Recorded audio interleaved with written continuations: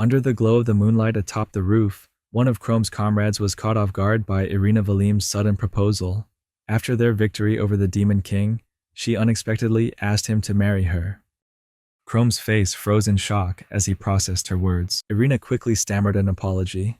Realizing she had been too hasty, she tried to explain that, in their perilous battles, facing death constantly, she wanted him to understand her true feelings. Before she could finish, Chrome interrupted, his voice trembling as he confessed that he felt the same way. In that moment, they decided to marry, but only after they settled their current conflict and lived happily ever after. Just hours before, Chrome's group was in the midst of a fierce battle with a dragon. The beast unleashed a torrent of fire upon them. Irina swiftly summoned her holy shield. The entire team was protected from the flames. Meanwhile, the other two members of the group targeted the dragon's weak spot. Chrome, along with another teammate, decided it was time for them to join the fray. The older man, perhaps Chrome's mentor, instructed him to strike at the perfect moment, coordinating their efforts. Together, they dashed forward, unleashing the firestorm skill, sending a wave of flames crashing into the dragon. It roared in agony. Chrome immediately signaled to Yuno, the group's leader. Yuno reacted swiftly, drawing the holy sword Weiss. He struck fiercely at the dragon's neck. When the beast finally fell, the group erupted in celebration. Chrome shared that Yuno was not just his closest friend, but also one of the 7 legendary heroes of this world, and the last one still standing. 3 years ago, the Demon King was resurrected, bringing with him 13 generals. His conquest was swift and brutal, but 7 heroes, chosen by God, rallied together to oppose him. Yuno's team consisted of Ryot, the frontman, Farah, a fierce female swordsman, Margot, a brave knight, Valerie, Chrome's magical mentor, Irina, a nun, and Chrome, who had learned magic under Valeri's guidance. A few hours after their agreement to marry, Chrome found himself wondering if Irina was still awake. Tomorrow, they would face one of the Demon King's most powerful generals, Frangulas. Chrome decided to visit Irina's room before turning in. On his way there, he passed by Yuno's room and caught sight of Irina inside. She mentioned that she planned to speak with Yuno, who had invited her in despite some lingering hesitation. Chrome felt a pang of curiosity but didn't want to seem insecure, so he chose to listen in on their conversation. What he overheard shook him to his core. The words exchanged between his girlfriend and his best friend shattered his world. Irina and Yuno were confessing their love for each other, and Chrome was left in a frozen stupor, unable to comprehend what was unfolding. The intimate sounds that followed crushed him completely, leaving him heartbroken, his imagination filling the painful gaps. The next day, as they walked through the forest towards Frangulas, Yuno noticed Chrome's pallor and asked if he was all right. Irina, too, expressed concern for his health. Seeing them together, Chrome's mind raced back to last night's events, keeping him awake and disturbed. Ryot tried to lift everyone's spirits, urging optimism as they prepared to face Frangulas. Yuno echoed this sentiment, confidently asserting their strength and resolve to protect their allies. Suddenly, Yuno clutched his chest. A sharp pain spread throughout his body. He collapsed in agony. Valeri approached coldly, revealing that Yuno was under the curse of a forbidden magic, the Chains of Despair. She explained that Yuno's negative emotions, anger, pain, hatred, and despair, would fuel the darkness within him. That darkness, she said, would then be transformed into light, empowering Yuno further. The light would pass on to him, making him stronger. Chrome, confused and disoriented, struggled to understand this strange revelation. Valerie added that Yuno needed more power and intended to gain it by sacrificing Chrome. Chrome, gasping, asked why this was happening, and Valerie coldly explained that the group had chosen him as the sacrifice for their survival. As Chrome felt his life force draining away, he realized he was likely facing death. The others confirmed this, stating that the more negative emotion he felt, the stronger Yuno would become. They urged Chrome to hate and curse them, believing that would only empower Yuno. Yuno and Irina stepped forward, reassuring Chrome that he needn't worry. In a cruel twist, they kissed in front of him, mocking him without a hint of remorse. Tears welled in Chrome's eyes as he recalled his long-standing affection for Irina and his efforts to learn magic just to protect her. As an orphan, Chrome had once considered Yuno's group his family, but now he realized he was the only one who felt that way. Betrayed by those he had trusted, Chrome found himself facing a new threat in the form of a pack of sword wolves. Desperate, he tried to use fire magic, but his MP had been drained, leaving him vulnerable. Without any defenses, he braced himself for the attack. As the wolves closed in, he questioned his choices in life. Determined to survive, he vowed that he would not die in such a pathetic way, that his life could not end like this. There was still so much left for him to do. Suddenly, a mysterious voice rang out, announcing that Chrome's level of despair and hatred had reached a critical threshold, and his progression rate had reached 70%. To his astonishment, he received a new special skill called Fixed Damage. The voice, feminine and eerie, echoed in his mind, asking if he wished to activate the skill. Fixed Damage was a unique ability that dealt continuous, lasting damage to enemies within a 10-meter radius. Chrome, still reeling, agreed to activate it. Instantly, invisible chains surrounding him shattered. The sword wolves howled in pain. Chrome was baffled by what was happening. The voice explained that it was the darkness inside him. Just as light had been infused into Yuno, this darkness had been passed to Chrome. It urged him to embrace his negative emotions to grow stronger. Chrome's anger flared as he recalled the betrayal of his friends. His fury intensified, causing Fixed Damage to rise from level 1 to level 5 in an instant. The wolves perished immediately. Chrome resolved to nurture his hatred, letting it grow as strong as it desired, all in the name of revenge. 2 years later, Chrome walked into a town, his appearance transformed with longer hair and a new demeanor. He overheard the locals talking about remnants of the Demon King's army still appearing in nearby towns. Despite his defeat, one of them mentioned that Yuno, the hero, would handle the remaining demons. Chrome noticed a group of soldiers dragging a girl into an alley. She fought back with her sword, but she was outnumbered. The soldiers taunted her, bringing up her sister's affair with Duke Riot. They threatened to humiliate her before delivering her to the Duke. To her surprise, Chrome stepped in and demanded the soldiers release the girl. They had underestimated Chrome's power, believing her weak appearance meant she was harmless. One soldier, in a fit of arrogance, attacked Chrome, but was instantly slain, blood pouring from his eyes and mouth. The second soldier, terrified, met the same grim fate. The girl, now panicking, asked Chrome who he was. She thanked him for saving her and introduced herself as Sia Frameright. Chrome introduced himself in turn, and when she asked if he used magic to kill the soldiers, he answered vaguely, something like that. Then, out of the blue, Sia made another desperate plea for help. Chrome remembered how, 3 years ago, after his comrades betrayed him and sacrificed him, they went on to defeat the Demon King. The world hailed them as heroes, showering them with wealth, power, and status. Riot, one of them, became the Duke of this city. She explained that her older sister commanded Riot's knights, but the Duke was lost in indulgence, drowning in wealth and women, imposing harsh taxes on the people. Her sister had criticized him, and in his fury, he tortured her in unspeakable ways before killing her. Having lost her parents, Sia's older sister had cared for her, but upon returning home, she found her sister dead and was utterly devastated. This drove her to seek revenge on Riot. Sia begged Chrome to help avenge her sister's death. Chrome asked if she truly wanted him to eliminate a former comrade of the hero group that defeated the Demon King. Sia begged frantically, explaining that Riot was protected by powerful guards. She promised to repay Chrome, no matter how long it took. Seeing Sia's desperation, Chrome was reminded of the time he was abandoned and left to die. And without hesitation, he agreed to her request, surprising her with how quickly he responded. She asked again, unsure if she had heard him correctly. "Are you sure? You really agree?" Sia then asked if Chrome wanted her to use her body to repay him, because her sister had warned her that men were monsters who would try to exploit women. Chrome reassured her, scolding her for such a biased view of men. Sia apologized and agreed to act as bait for Riot, knowing he would pursue her. She also noticed Chrome's frail body, realizing it would be hard for him to chase down enemies easily. Chrome recalled how his body had weakened from using forbidden techniques, making travel difficult. But he reassured her that she wouldn't need to act as bait, as he would deal with them directly and swiftly. Meanwhile, Riot sat in his mansion, enjoying a lavish meal and ordering more wine.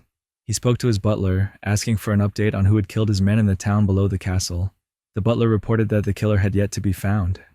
Riot's anger flared, and he splashed wine in the butler's face, demanding a more thorough search. He feared that failing to catch the criminal would cause him to lose respect. The butler writhed in pain, and Riot released him. One of the maids brought Ryot another glass of wine, but he rudely grabbed her, complimenting her figure and demanding she become his wife. She struggled, but he overpowered her, threatening punishment if she dared defy him. Suddenly, a bodyguard rushed in, interrupting the scene, to announce that there was an intruder. The main culprits were Chrome and Saya, both determined to take revenge. They had bypassed the outer defenses and were walking leisurely toward the mansion's heart. More guards appeared, threatening them to stop. But Chrome activated his fixed damage skill, causing the guards to collapse instantly, blood pouring from their wounds. Finally, Ryot appeared, throwing threats at them, confident they'd regret trespassing on his domain. Saya, overcome with emotion, accidentally revealed her true identity and vowed to avenge her sister. Ryot sneered, mocking her for her impudence. Noting her resemblance to her sister, he said he would take her right in front of Chrome. One of Ryot's guards warned him about Chrome's strange magic, but Ryot was confident it wouldn't affect him. He summoned his barrier badge and noticed the intruder was 20 meters away, the exact range at which Chrome's skills could be effective. Ryot boasted that the badge could withstand even the Demon King's magic. Chrome knew that, with their magic sealed, Ryot would easily handle things with his sword. Ryot was an opponent not to be underestimated. The barrier badge was capable of neutralizing any unusual magic from an enemy and could withstand damage up to 30,000 points. Ryot's badge took immediate damage of 9,999 points, leaving only 20,001 remaining. The shock stunned Ryot, as neither of them had any special moves. He was caught off guard by the sudden damage and began doubting Chrome's identity. Chrome slowly removed his mask, causing Ryot to panic. Another 9,999 points of damage struck, and Ryot collapsed in fear. Chrome sarcastically appeared, reminding Ryot of his past actions. The barrier badge shattered after taking over 30,000 damage. Ryot could hardly believe what was happening. He was sure the barrier badge couldn't be destroyed so quickly. Chrome gently explained that his power dealt a fixed amount of damage to nearby targets, currently set at 9,999 points. Chrome sneered, asking Ryot if he could endure it any longer.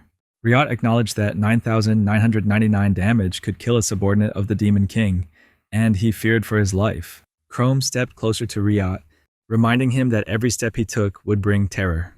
Chrome warned Ryot that his skill dealt 9,999 damage, and the moment Ryot entered its range, he would receive that same amount of damage. Chrome explained that the barrier badge broke because its range was 20 meters, which allowed Chrome's fixed damage skill to compromise its defense. With the item destroyed, Ryot lost all protection. As Chrome advanced, Ryot begged for mercy and ordered his soldiers to fire arrows. But as the arrows came within 10 meters of Chrome, they were destroyed instantly. Chrome told Ryot that he considered him both a comrade and a friend. He'd always been willing to risk his life for the group, as they had been the force behind his fight against the Demon King. Even though he was not a hero savior, he fought solely to protect his friends. Everything Ryot held dear was lost forever. It all crumbled on the fateful day of betrayal. In his despair, Ryot confessed that he never agreed to sacrifice Chrome, but Yuno dismissed his words. Chrome, however, saw Ryot's plea as nothing more than a desperate attempt to save himself. He could see that Ryot's words were empty, meant to beg for his life, and he refused to believe them. Ryot begged Chrome for mercy, reminding him of their shared history, but Chrome remained steadfast and resolute. He kept moving forward, unwavering. Chrome began to speak, declaring that the Ryot he once knew, strong yet compassionate, was long gone. The man before him was no longer recognizable. As Chrome drew closer, within 10 meters of Ryot, Ryot met a brutal end, leaving behind a grotesque and haunting scene.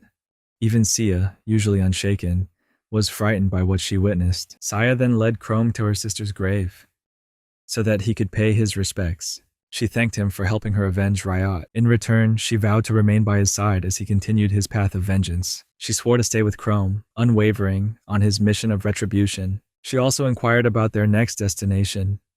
Meanwhile, elsewhere, Yuno and Irina discussed an ominous vision involving Oracle, a mystical artifact exclusive to the High Priests, capable of revealing past and future events. Irina had seen a vision of Chrome returning to bring harm to everyone, but she refused to believe it, convinced he was dead. She clung to Yuno, begging him to protect her from the dangers she foresaw. Yuno reassured her, declaring himself the strongest hero. With a holy sword, he vowed to protect Irina. Back at the cemetery, Chrome shared his plans with Sia. Their next target was Irina, who was about to ascend to the rank of High Priest. The moment of her investiture was the perfect opportunity. Late that night, Irina had just finished a private meeting with the High Priest. She feigned compliments about his appearance, though she was disgusted on the inside. The High Priest promised to take care of her. Suddenly, Captain Vance of the Holy Knights stormed in, accusing Irina of spending the night with the elderly High Priest. The High Priest scolded Vance sharply for his disrespectful tone toward Irina. Irina, irritated by Vance's interruption, spun a tale claiming Vance had been persistently pursuing her and that he was now angry because she had rejected him. Vance, taken aback, asked why Irina was with another man after their own recent encounter. The High Priest ordered Vance to leave, affirming his intention to consider Irina his lover. Vance, shaken, demanded an answer from Irina, asking if she had been playing with his affections, repeating the sweet words she had spoken in his bed. Irina, however, scoffed at his naivety, wondering why men were so easily deceived. She knew that her innocent persona, crafted as a member of the hero group, had earned her support. Now, she was on the verge of becoming the next High Priest, and she was willing to play the part of Yuno's lover, using it as a stepping stone to climb higher in the world's power structures. Meanwhile, Chrome found himself in a dream, standing amidst a desolate cemetery. The wails of the deceased echoed around him, and a dark voice whispered, asking if he could hear her. Curiosity filled Chrome as he inquired, "What is happening here?" The darkness responded, explaining that the voices were the torment and bitterness of countless souls. Suddenly, a shadowy figure drew closer to Chrome. The figure's true nature was shrouded in darkness. She spoke, saying they could only be near each other for a while, but soon they would meet again. Before she could reveal her name, Chrome abruptly awoke. Saya, now awake as well, asked if something was wrong. Chrome dismissed it, but inside he couldn't shake the unsettling meaning of his dream. Playfully, Sia teased him, asking if he was curious about exploring new things between them. Chrome was taken aback by the sudden question and wondered why she had brought it up. Sia giggled, suggesting that perhaps he cared because they were alone together. Chrome explained he was just trying to save money and pointed out that, despite her joking, she seemed to be cautious. Eventually, Sia confessed that it was just a joke. Chrome noticed that Sia had been much happier since her revenge, so he asked how it felt. Sia hesitated, but eventually said it felt like a heavy burden had been lifted from her chest. She was ready to move forward, but unsure how to live after everything. She then asked him to share his experiences with the hero group members, hoping it might help him feel better. Chrome warned her, saying the story would not be easy to hear. As he spoke, Sia was shocked by the horrors he had endured. Chrome gave her the choice to trust him or not, assuring her that she could leave if she wished. However, Sia expressed her gratitude, saying she owed him her life and fully trusted him. Nevertheless, Sia continued to express her deep gratitude, saying she owed him everything and trusted him wholeheartedly. Sia kissed Chrome's hand, and at that moment, Darkness spoke, commenting that this was the first time Chrome had trusted anyone since gaining the power of darkness. Sia heard the voice as well, and Chrome explained that it was the power within him speaking. The shadow told Chrome that, although he possessed the fixed damage skill, his physical abilities remained limited. In contrast, Sia had the potential to make up for that weakness, though her current strength wasn't enough to face the strongest member of the hero group. Darkness suggested enhancing Sia's abilities, explaining that due to the effects of Chains of Despair, Chrome could only use fixed damage. However, if he transferred some of his disabled skills to Sia, she could use them instead. When Chrome asked if this was feasible, Darkness assured him it was possible, but it would require their cooperation. Once Sia agreed, Darkness granted her the cutting and accelerating skills, and she immediately felt a surge of strange power, enveloping her sword. The day of the ceremony finally arrived, and everyone cheered excitedly, congratulating Irina. Chrome and Sia appeared at the event unexpectedly. Vance arrived, shouting accusations at Irina, claiming she had used and betrayed him. Chaos erupted as Vance made a scene, and when the guards tried to intervene, he killed one of them. Chrome decided he wouldn't stand for this, not allowing Vance to harm Irina. But before taking action, he turned to Sia, asking her to step in. She unleashed her special ability, Acceleration, transforming into a streak of red, invisible to the naked eye. Vance stormed towards Irina, fury in his heart. He confronted her once he arrived, demanding to know why she had betrayed him. Why had she used him to ascend as the high priestess? Even though he had done everything for her, was he merely a tool to her? Initially, people doubted Irina's actions, but soon they began to hurl stones at Vance, accusing him of lying and trying to tarnish the priestess's reputation. Irina spun a tale that Vance was cursed, explaining that his accusations were the result of his affliction. She promised to heal him, casting a spell that forced him to admit he had lied, claiming Irina could never commit such atrocious acts. The crowd was left stunned by Saint Vance's death, some murmuring that he couldn't bear his sins, even after the saint had shown mercy, so he ended his own life. When Chrome and Saya, masked, appeared before Irina, she calmly ordered the night squad to capture them.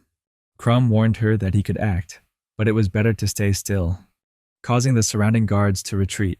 He saw no need to kill them, as they were nothing like Riot's wicked minions. As Irina drew closer to Chrome, the guards warned her it was too dangerous. Yet, she reassured them that with divine blessings, and as a member of the hero group, she would be fine. Come closer to me, she invited Chrome, asking if he had anything to say. Chrome swiftly dodged her strike, catching Irina off guard. He then explained to Sia that Irina had used the same advanced magic she had on Vance. When Chrome confronted Irina about this, she feigned ignorance, asking what they were referring to. He continued, declaring that every attack she launched had been futile, and if she came within 10 meters, she would die instantly. He added that it would be troublesome if she died too easily, and didn't heed his warning. Meanwhile, the guards insisted they were indifferent to their fate. Chrome coldly told Irina that they would have to destroy the guards' weapons as a warning. In an instant, Sia dashed through the guards and shattered their swords. One of the swords flew towards Chrome, but vanished into thin air. The guards, now terrified, questioned if they were facing monsters. Chrome explained again that anything within 10 meters of him would be destroyed, whether it was a threat or not. Saya swiftly captured Irina, placing a sword to her neck and warning her not to make a foolish move. Turning to the crowd, Chrome declared that anyone who dared pursue them would face death, advising them to flee to preserve their lives. With that, Chrome and Saya departed quickly, taking Irina as a hostage, while the crowd cried out for the female saint's help. Saya and Chrome mounted their horses, heading to an abandoned church. Inside, they bound Irina to the altar. Irina, seething with rage, demanded to know who they were and what they wanted.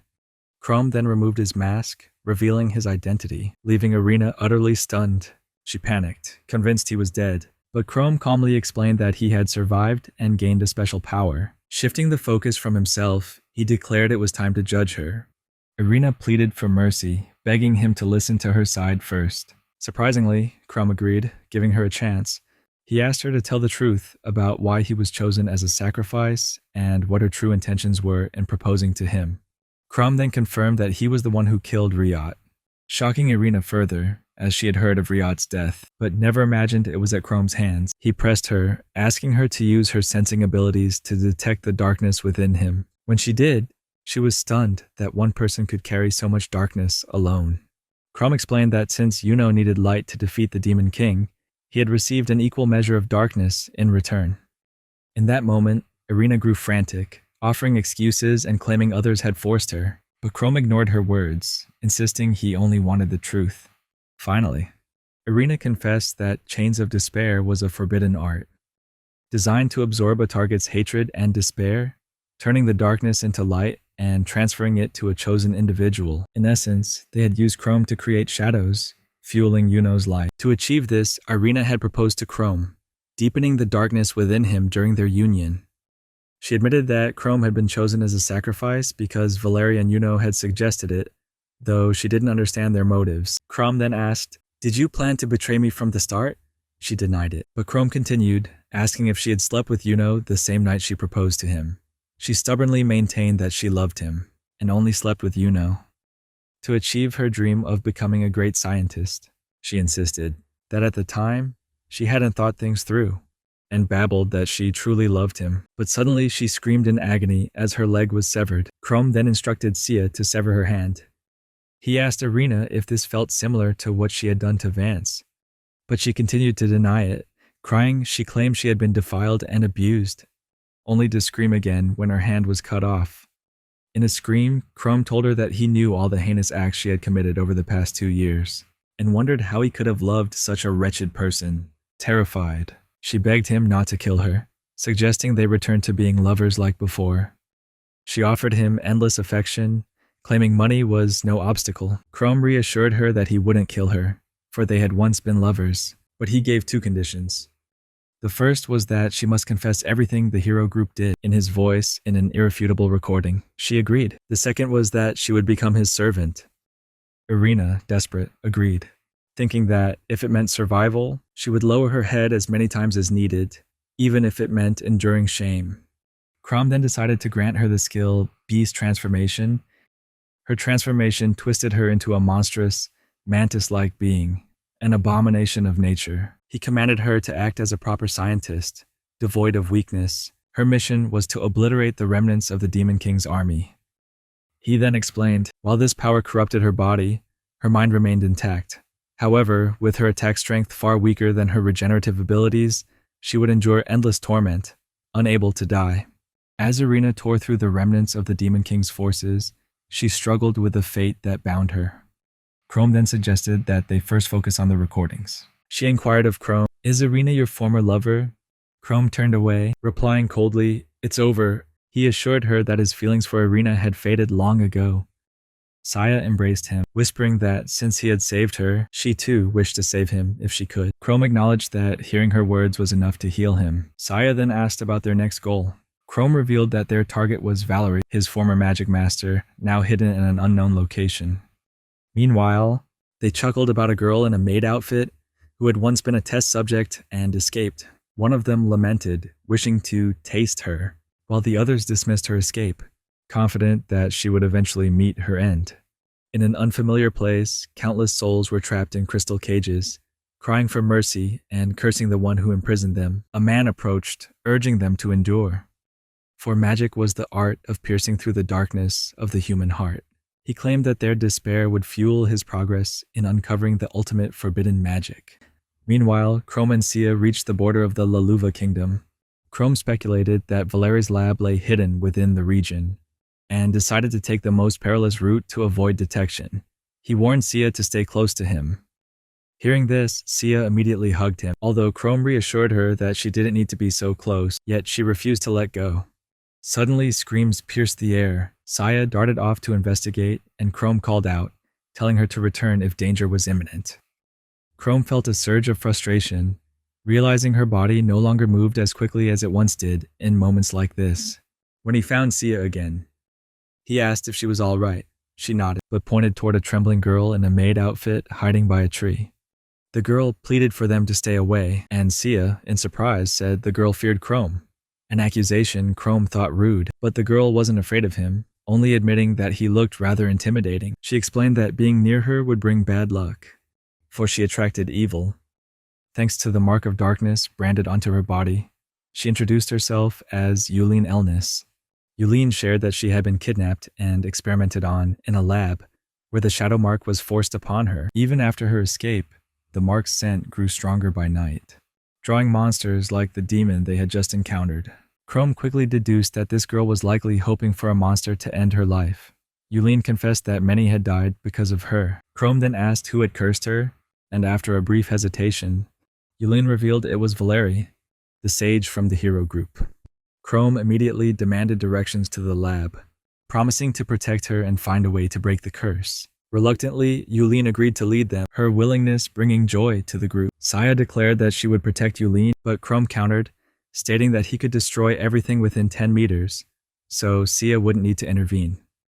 Yulene then expressed her concern, not about the enemy, but about whether Chrome might do something inappropriate to her. This stunned Chrome.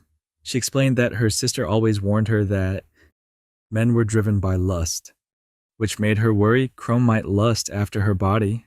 Chrome vehemently denied such accusations. Meanwhile, at the lab, several apprentices discussed how Micah had recently received numerous offers, which he downplayed, claiming they were no different from the usual attention he received. They insisted, however, that he had been called into Valeri's bedroom more than anyone else. These students, known to be Valeri's lovers, were the most handsome and magically talented among the apprentices. Micah was confident Believing his looks and the skills he displayed in the bedroom had won Valeri's favor. Suddenly, a notification arrived. Someone was approaching the lab. The apprentices urgently informed Valeri of the intrusion, telling him the intruders had destroyed all defenses, neutralizing traps and monsters with a single strike. Valery was stunned, admitting that this level of power surpassed anything he had encountered before. He ordered his students to confront the intruders, encouraging them that, though the enemy was powerful, they would prevail if they worked together. The students eagerly rushed to face the intruders, vowing to defeat them. However, Micah remained behind, pondering why Valeri was so agitated. Outside, the students confronted Chrome and his group, declaring they would not allow them to pass. Yulin explained that these were Valeri's students, tasked with managing the test subjects. Chrome asked what had become of those subjects. The students coldly replied that the subjects were nothing more than tools, mere resources for research. After hearing this, two of the students immediately launched fire and wine spells at Chrome. Chrome observed their abilities, noting that they were far stronger than the mages from his hero group, but their attacks merely disintegrated before reaching him, leaving the students both shocked and terrified. Chrome demanded to know where Valeri was. However, he soon grew disappointed when none of the records contained a way to break Yulin's curse. He then asked one of the students about the memory ball. They were told it was on the lowest floor of the academy, in a place known as the Sage's Room. The cadet also revealed Valerie's location. Without hesitation, Chrome swiftly ended the student's life, while Yulin watched in horror. Their path then led them to Micah, who asked what they were doing there. Chrome explained that though he wasn't a friend, he was on a mission from his master. Yet Micah sensed this mission was far from peaceful. She tried to persuade them that Valeri was a noble man, and that all his experiments aimed to bring great benefits to the world. But Chrome wasn't convinced. He realized Micah's motives were not driven by respect for Valeri, but by greed or lack of self-control. With that, Micah fled. Asaya asked if they should pursue her, but Chrome chose to let her go. They found the room where Valeri was supposed to be. They broke down the door and entered. Inside, dozens of test subjects were imprisoned in crystal cages. At Chrome's command, Saya released them, and Chrome instructed them to flee quickly, ensuring all traps were destroyed. As they passed through the room, Chrome noticed a fresco. Valerie emerged from the shadows, explaining that the fresco depicted the Chains of Despair, a spell he had discovered in an ancient ruin 2 years prior. Valerie then asked Chrome how he was still alive, and how he had come to possess darkness. Chrome responded that if Valeri wanted any information, Valeri first needed to tell them how to remove the dark mark from Yulin. Valerie provided the location of the research records, saying that as long as he held Chrome's darkness, he would need no further research, as he had sought this power for over 40 years. Chrome then asked Valeri, before revealing how he obtained the darkness, to explain the true nature of this power. Valerie later admitted that, though he wasn't entirely sure, he had uncovered something significant. He revealed that an ancient civilization once existed, unlike the world they knew today. This civilization, Lemusaria, thrived millions of years ago, possessing technology far beyond their own. Valerie explained that this civilization prospered until a great disaster struck, erasing it in an instant. He elaborated that the magic they use today was merely a result of rediscovering and rearranging techniques from those prehistoric civilizations. Today's magic was but a weaker version of its original form. Chrome nodded, saying he was familiar with the tale. Valerie continued, explaining how he had found the Chains of Despair magic in ancient ruins, and how the ancients had a profound understanding of both light and darkness. He then described the magic's workings in detail, adding that he had chosen Chrome as a sacrifice because of his purity. He said the purer the heart, the more easily it could generate profound darkness. Valerie confessed that Chrome's magic was gone, and his body was weakening, as all his magical energy had been drained to fuel the darkness. He had tried to recreate this magic through other methods, but failed. Chrome replied that he had understood the Chains of Despair well enough, and now he sought to know the true nature of darkness and light. Valerie said, to his knowledge, they were vast sources of energy from a dimension separate from this world. Whether they were simply energy or sentient beings was unclear, but Valeri stated that only those with holy attributes could control light, while even he, a magician, could wield darkness.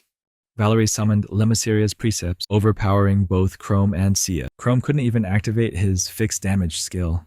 Valerie revealed that he was using a device that interfered with darkness, and after observing Chrome's battles with his students, he had mastered Chrome's skills, He arrogantly declared that as long as he kept his distance, victory was assured.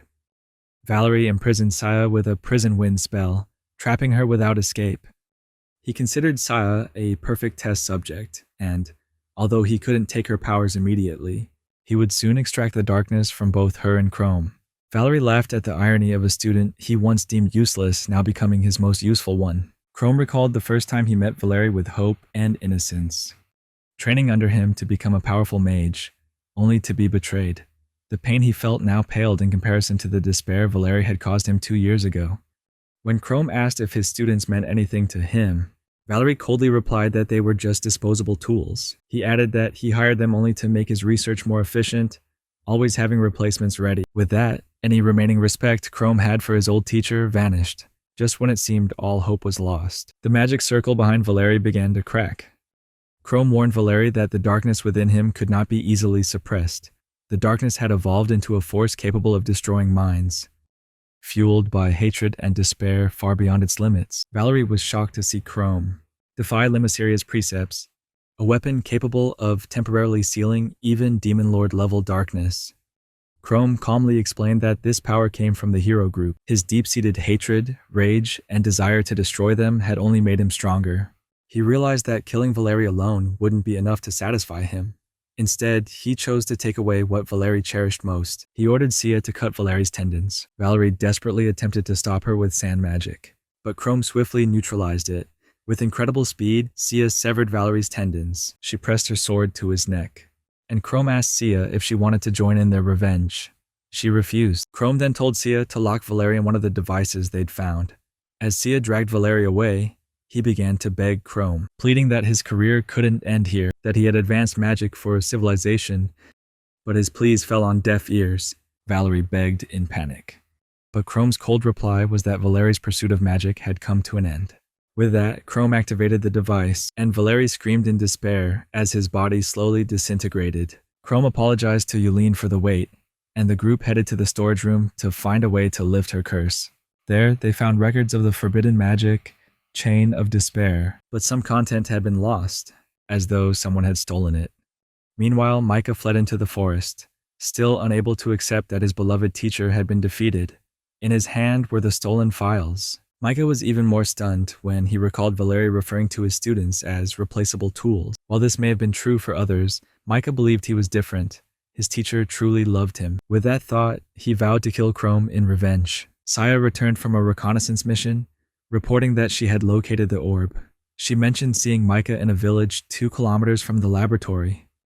Yulene speculated that Micah might be hiding in his village. Chrome was disturbed by this, suspecting that Micah had stolen the orb. He apologized to Yulene again, explaining he needed more time to lift her curse, as he had to find Micah before he could escape. Yulene had no objections, saying Chrome should do what was necessary. Sia volunteered to find Micah, reasoning that since Yulene attracted monsters, Chrome must remain close to her, as his power could annihilate anyone who gets too near. Chrome warned Sia not to overextend herself, as she faces Valerie's most skilled pupil. As they traveled through the forest, Sia felt lighter than ever. She wondered if this was due to Chrome's growing power, but feared it also meant her despair was deepening. Suddenly, a scream pierced the air. A woman was being attacked by 3 giants. Strangely, the woman bore a striking resemblance to Sia's older sister. Saya attempted to use severance on the giants, but was shocked to find it ineffective. Frozen in terror, she watched as a giant swung a hammer, smashing the woman before her eyes. The pain of not being able to save her was overwhelming. Saya swore she would never forgive the giant for what it had done. In that instant, her sword transformed. She quickly realized she had gained a new form of severance. This new power allowed her to strike down the giant swiftly. Kneeling beside the woman's lifeless body, Sia wept, apologizing for failing to protect her. But when a tear fell onto the body, the woman's form glowed brilliantly. In a horrifying twist, the woman transformed into a giant and lunged at Sia. Hesitant at first, Saya finally drew her sword, determined to face the threat. With a swift strike, she killed the giant. Her teeth clenched in fury.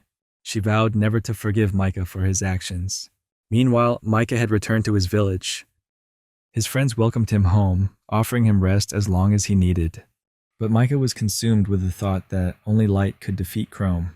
Since Chrome wielded the power of shadows, he raised his hand toward a girl, incinerating her head. One by one, Micah began killing them. Their fear and hatred would spread, aiding in the completion of the ritual. A sudden ray of light shone down on Micah, and he embraced it, praying for strength to fulfill his master's vengeance. Soon, Sia found Micah. Drawing her sword, she bowed her head, resolved to stop him. Moments later, Yulin and Chrome arrived in the now deserted village. Chrome saw Sia crumpled in a corner, trampled and broken. She apologized, confessing she couldn't defeat Micah, who now stood directly behind Chrome, waiting for him. Micah activated the Arrow of Blessing skill, and Sia warned him that her severance could not cut it, as it would relentlessly pursue its target until it struck. Chrome calmly reassured her there was no need to worry, as he could nullify it, but he quickly realized that this attack was no magic, nor did it show any sign of magical energy. Micah called out to the sky, shouting Valeri's name, as if proving his love for her by seeking to kill Chrome. Meanwhile, Chrome ordered Yulin and Sia to stay back, for he could destroy Micah's light in the blink of an eye. Micah revealed that he possessed the orb from the Chains of Despair, and even if Chrome killed him, he would never claim it. Chrome decided he would take it by force, but Micah challenged him, claiming Chrome wasn't worthy of it, yet Chrome easily took it from him. Chrome declared the battle was over, but Micah activated another skill, Protection of Flowers. Confident that his power extended beyond just the Arrow of Blessing, he believed Chrome's dark power could not reach him. When Chrome questioned this, Micah revealed he had been driven to despair, after losing both his dreams and his love, something he could never forgive. Chrome reminded Micah that it was his beloved teacher who had caused his suffering, but Micah silenced him and summoned giant angels that Sia had once fought, intending to destroy Chrome. Initially, Chrome wasn't concerned by this assault, but the angels didn't dissipate as expected, still struggling to reach him. Even if I'm a bit worried, my fixed damage is enough to wipe them out, Chrome thought. Micah commanded the angels to protect him, but Chrome emphasized that Micah had done too much harm, especially to Yulin's village. You will never be forgiven, Chrome warned. In a final desperate move, Micah attacked them before announcing his retreat. Suddenly, darkness proclaimed that the awakening process was well underway, as darkness and light naturally complemented each other. Right after that, darkness ushered in a period of deep shadows, and Chrome was teleported to a desolate desert, where he finally met the person who had been speaking to him for so long. She remarked that this was the first time she had seen his face clearly, and told him he must join Rakshasa in the future. This marked their first face-to-face meeting. She revealed they were now in Klepoth, a place where darkness ran deeper than anywhere else, and it was also her homeland. Chrome pondered the concept of darkness, recalling Valerie's words about how both light and darkness were immense forces, existing in another dimension beyond their world. Is this desert that dimension Valerie mentioned? Chrome asked. She nodded, confirming his suspicion. This desert was indeed the other space Valerie had spoken of. Chrome, feeling impatient, wanted to leave. He reminded her that Sia and Yulin were waiting for him in the other world. She reassured him, saying not to worry, for time flowed differently in Klepoth. A single hour here could be but a second there. Yet Chrome still felt uneasy and saw no reason to stay. She told him there was a reason he was here, and that he needed more strength. To gain that power, he must confront the true nature of his existence. Still impatient, Chrome demanded to know what she meant. She teased him, claiming it was her duty to guide him. She then offered to lead him deeper into the shadows, and he agreed to follow, like a typical parasite draining blood from a healthy host. Chrome asked if she had ever been a parasite to other humans before. She confirmed, saying she had inhabited many over the years, but none were as strong as him. He had been her most potent host since their meeting. No one else could tap into the darkness like he did, which was why she could manifest and stand before him. Her previous hosts could only hear her voice, and some didn't survive her possession attempts. But Chrome didn't feel burdened. Instead, he felt invigorated by the power of the darkness. Normally, a parasite drains its host, but Chrome flipped this dynamic. He drew strength from the darkness, sustaining her life in return. Chrome was taken aback by this revelation, yet Rakshasa reassured him. Despite his physical frailty, his life force was stronger than most, and there was no need for concern. She promised to support him in his journey, and in exchange, he should continue to wield the power of darkness. When they reached the lake in the heart of Klepoth, things took a more intriguing turn. Rakshasa revealed that at the lake's core lay the source of all darkness. There in the depths was Naraku, the star of darkness. With a name as unique as his voice, he held an irresistible allure. It felt like Chrome's first true partnership with Rakshasa, as if they were recreating the moment he acquired the fixed damage skill. That time, chains had appeared, and a voice had whispered, urging him to embrace his darkest emotions and use them. Chrome asked if anyone else possessed such powers, and Rakshasa revealed there were several. The simplest way for him to transfer his dark powers was to forge a link, much like he did with Sia. At that moment, Naraku announced that someone bearing light had entered Klepoth, and Chrome insisted on meeting them, though he wasn't fully prepared to face them. Naraku agreed to Chrome's request. Meanwhile, Chrome was lost in thought, nostalgia sweeping over him as he reflected on the past. It was tragic. Riot was dead, and Irina was missing, her whereabouts unknown. Memories flooded back. And suddenly, everything clicked into place. Yuno had always harbored deep feelings for Irina.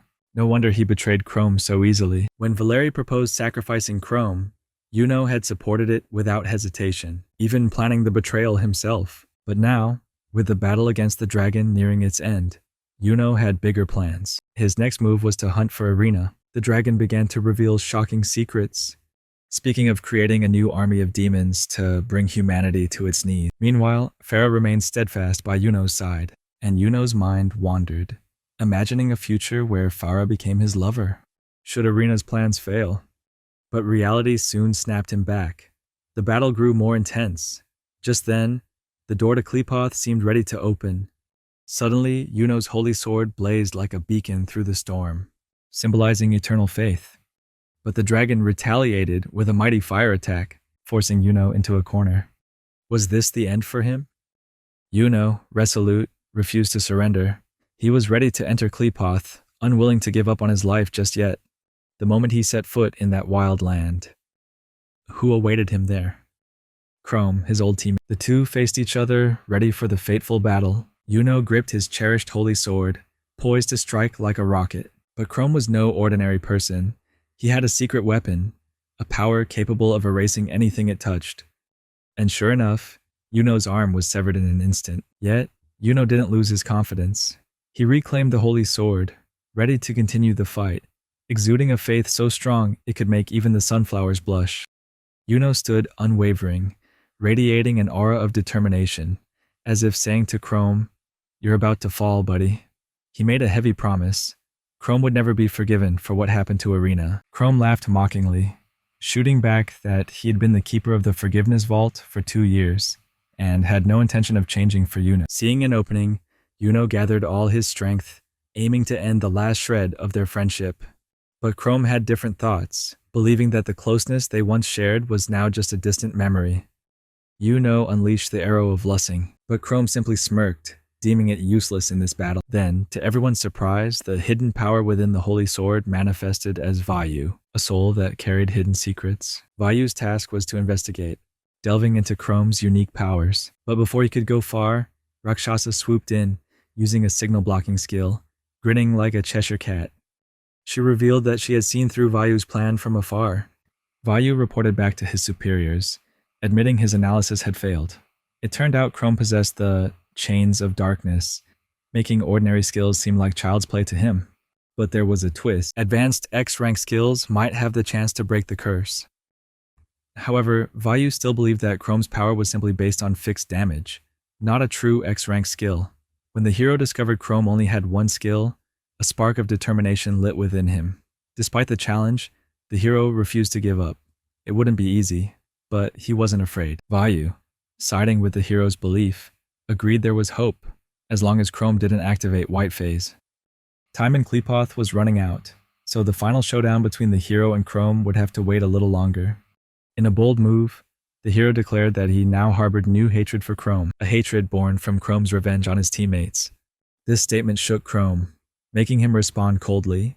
He revealed that he had once been their teammate, only to be abandoned. Despite the tension, Yuno held firm to his beliefs, asserting that as a bearer of dark energy, Chrome would ultimately be defeated by his light. With a touch of irony, Chrome called Yuno a selfish chicken for fleeing so quickly. Yuno and his loyal companion Vayu decided it was time to retreat, leaving Chrome alone. Chrome was frustrated that Yuno had escaped once more, just when he was ready for a confrontation. Rakshasa urged Chrome to leave, reminding him that there was still much work to do. such as finding Sia and Yulin.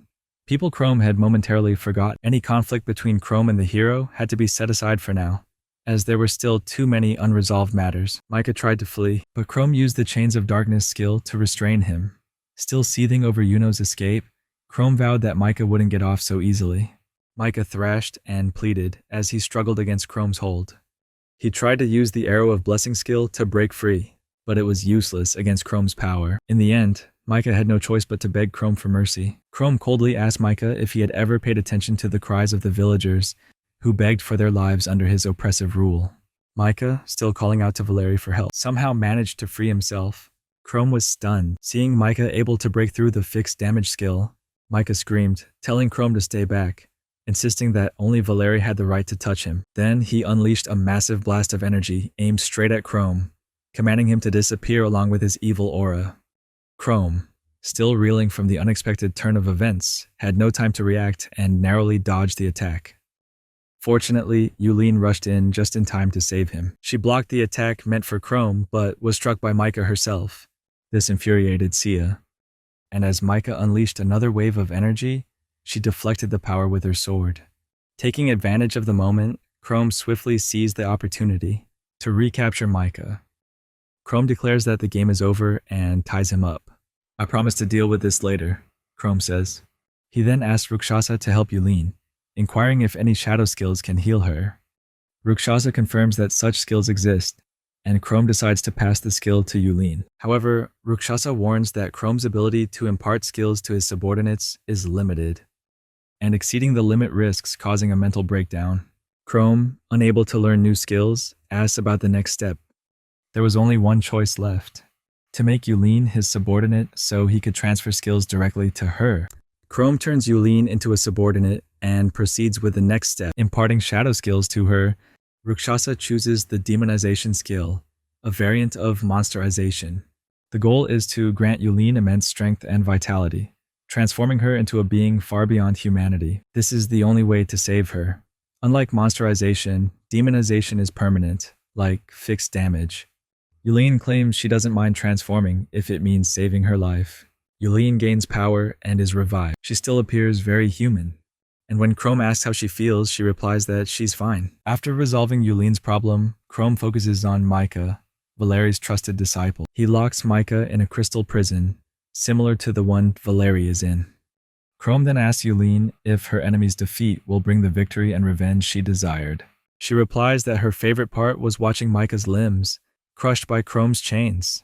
Although it can't bring back the dead, it's a fitting revenge for the wrongs done to the villagers. She thanks Chrome for helping her, and Chrome notices that the scent of darkness has been removed from her.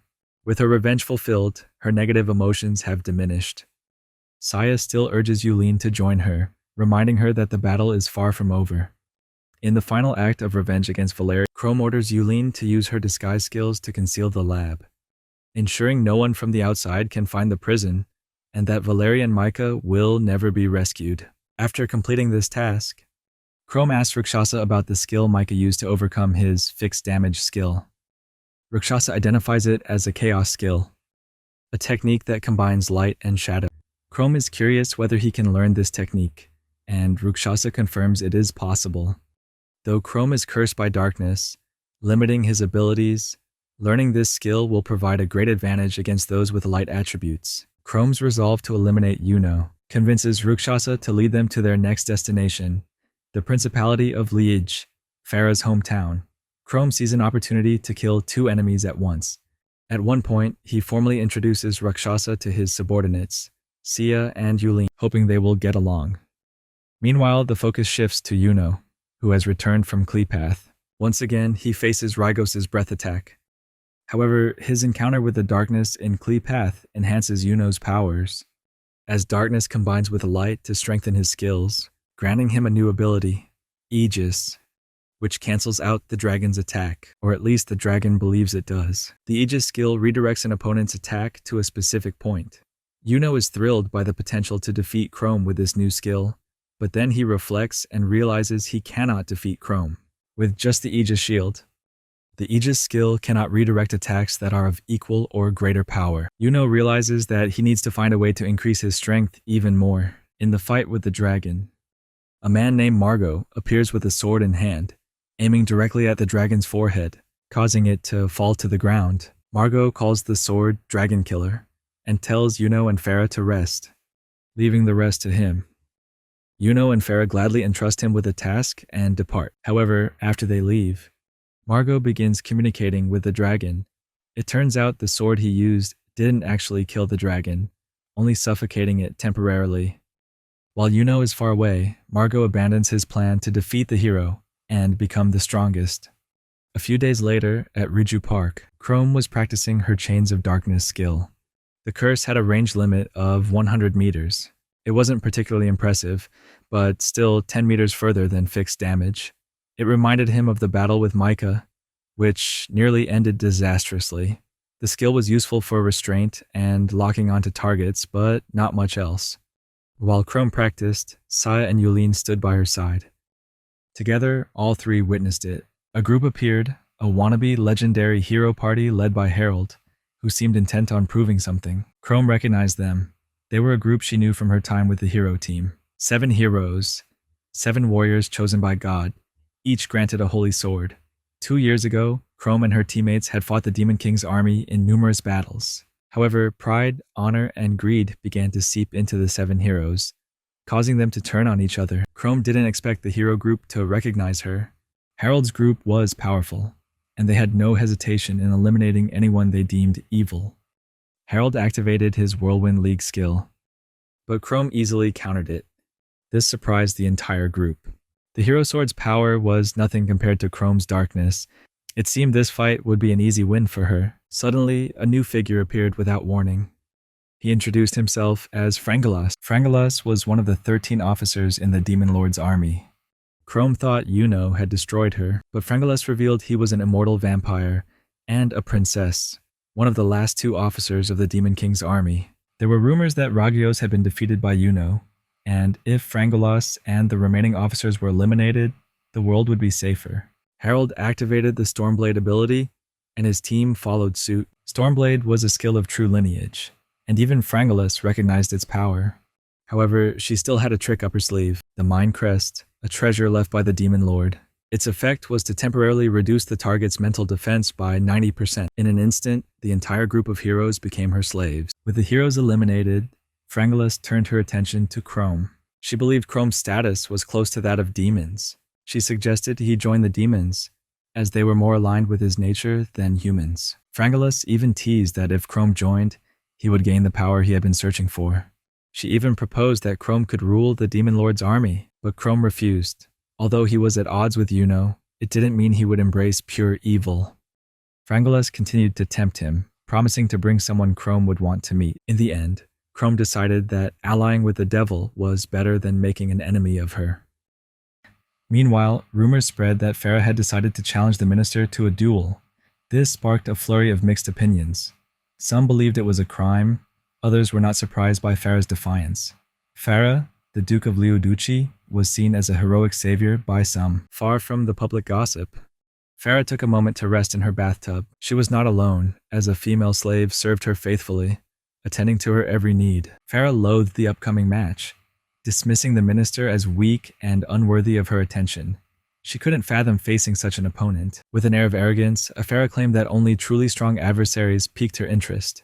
She recalled her battle with Ragios, one she lost, yet it left her exhilarated, a feeling that still lingered. The devoted slave girl inquired if Farah had enjoyed herself further with her lover after the match, to which Farah gave a confirming nod. Farah gazed at her servant with an intense, yearning look, before softly commanding her to come closer so they could play a little longer. Without hesitation, the beautiful slave girl obeyed, walking toward her master. The 2 women quickly fell into an impassioned kiss. Farah, naked in the bathtub, seemed unmoved, her excitement muted. Suddenly, a violent shock rippled through the room. In the blink of an eye, the servant's head exploded. Blood sprang across Farah's body. Furious, Farah spun around, searching for the person responsible for this brutal act. A man entered the room, introduced himself as Vayu, and swiftly declared that he was on Farah's side. Vayu explained that he served Yuno, the wielder of the holy sword Vice. He elaborated that Yuno was a hero of light, imbued with the power of the holy sword. Farah could sense that Vayu, too, was part of the light. However, she was still baffled as to why he had killed her favorite slave. Vayu revealed that he didn't want the emir, her servant, to learn anything about the forces of light and darkness. He assured Farah that she had countless other substitutes to serve her. Replacing the girl would be easy. He added that she could recover swiftly, for she was a rational person. Vayu insisted that such a quality was essential for one who wielded light. Farah was left feeling confused. Seeing her uncertainty, Vayu recounted a story from 2 years prior. Darkness and light had emerged from the Shadow Chain ritual, and they began to attract each other, growing in strength until they threatened to consume the world. The battle between light and darkness intensified, spreading their influence over the world. Vayu also mentioned a powerful shadow user who had risen to challenge Yuno. He implored Farah to protect Yuno at all costs, for if she failed, the world might fall into darkness that night. Farah mulled over Vayu's words. They echoed persistently in her mind. Despite knowing her powers had limits, Vayu had urged her to never allow the forces of hell to triumph. Deep within the base, remnants of the Demon King's army still hid in the shadows. A group of guests, led by Chrome, entered the darkened halls. A demon barred their way, but seemed less hostile upon realizing Chrome shared a similar nature. Finally, Chrome and his group were permitted inside, receiving an apology for the earlier aggression from the monster's leader. Frangula stood nearby, and there was someone else Chrome recognized, Margot. Both sides were taken aback by the unexpected encounter. Margot, once a heroic knight known for fighting the remnants of the Demon King's army, now stood among the enemy. Chrome couldn't fathom that this man, once a champion of the light, was now aligned with the demons. He warned his companions, Sia and Yulin, to be ready to attack Margot if he came within their strike range. Margot asked how Chrome had survived and questioned his new appearance, but Chrome showed no interest in answering. Instead, he quickly used his power to bind Margot in chains. He demanded to know why a once heroic knight like him would ally with the devil. Margot explained that while Yuno had grown far too powerful, he would eventually return to destroy the human world. He claimed this prophecy had been revealed by the god Nirvana. Margot insisted that he only sided with the devil to stop Yuno's destruction, and that their alliance was temporary. Realizing there was no immediate need for a fight, both sides eased the tension. Chrome turned to Frangulis, asking for more details about the power she mentioned that could help him grow stronger. She said it would take a few days to prepare. She offered Chrome a place to stay in the meantime. Chrome jokingly remarked that if he gained the power, he might return to destroy them all. Frangulis laughed, confident that he wouldn't. She believed in Chrome's kind heart, certain he wouldn't act on such threats. She continued to list the qualities she admired in him, her tone now flirtatious.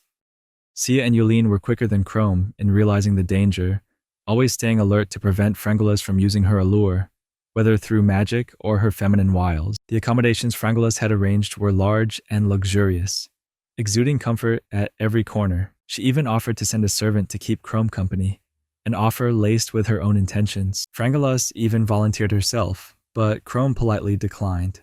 For a moment, she wondered if he wasn't interested in women, only for Chrome to quickly deny this thought. Once again, Yulin and Saya felt a growing discomfort in Frangulis' presence. That night, Chrome struggled to sleep, an overwhelming sense of unease clouding his mind. He felt a deep, pressing darkness that seemed to suffocate him.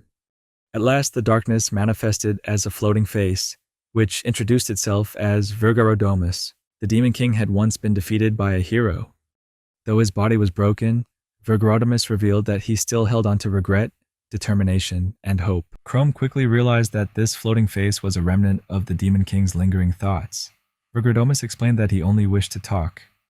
He also knew that Chrome had recently encountered Naraku of Darkness, believing it to be connected to his own desires. Virgarodomus continued, explaining that he wished for Chrome's help in returning to this world. He claimed that the darkness he had lost was too great, and if he could regain it, he would return. This was where Chrome's role in his plan became crucial. Chrome didn't seem too interested in helping Virgarodomus. In response, the Demon King offered Chrome the entire world, but when Chrome rejected the offer, Virgarodomus promised that he could help him take revenge. He explained that, ultimately, Yuno would grow stronger as her light expanded through her will. This light would influence those around her, feeding their greed and strengthening Yuno's desires and will. It would lead to a state of nirvana. Intrigued, Chrome asked how he might confront Yuno in the future.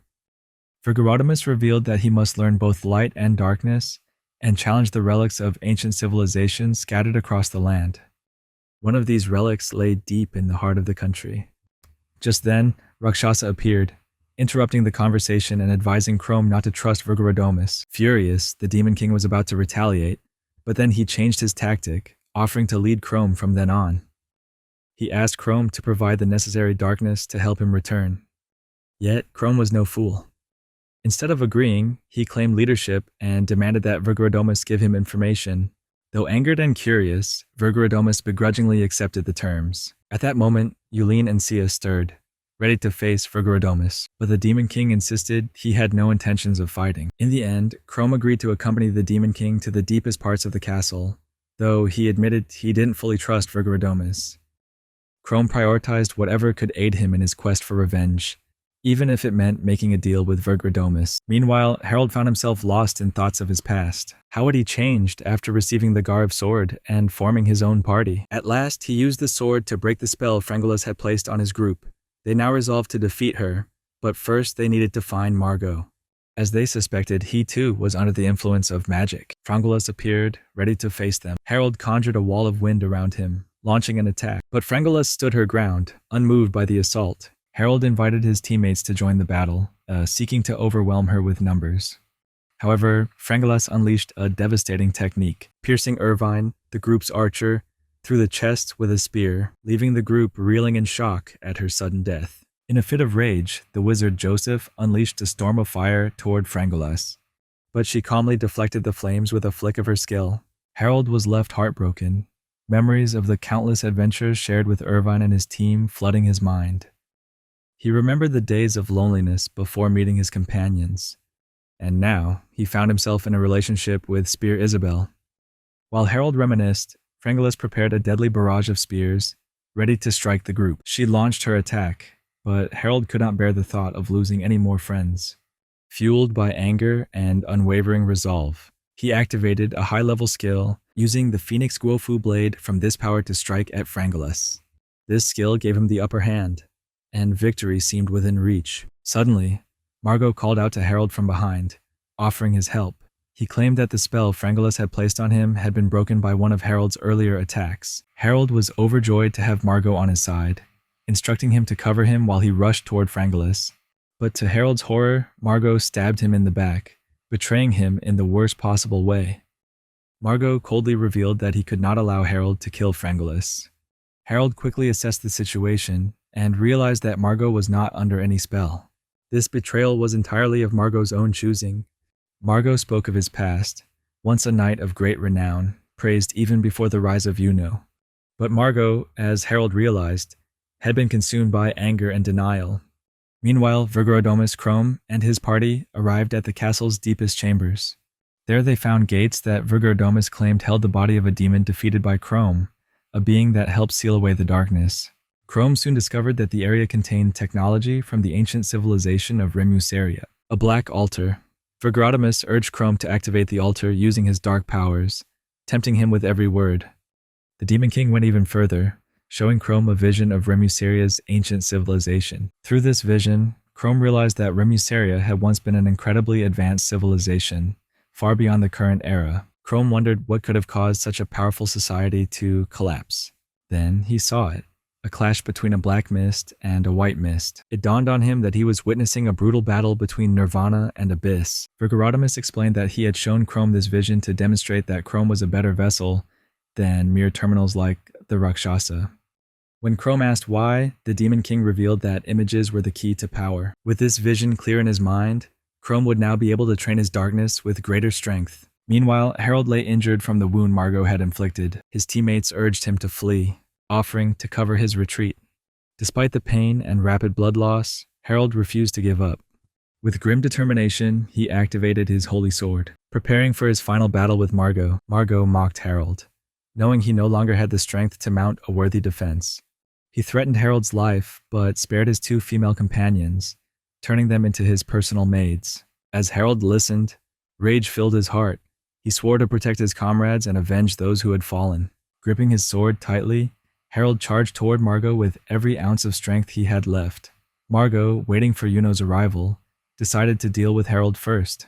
Activating his skills, both warriors unleashed wind-based powers, turning the battle into a furious, fast-paced clash. In the midst of the fight, Harold realized that Margot was far too strong for him. His speed, his light skills learned at the Black Altar, and his swordsmanship all far outclassed Harold in every way. Harold knew that close combat would only lead to his defeat, but he could not retreat, for Margot would chase him down without hesitation.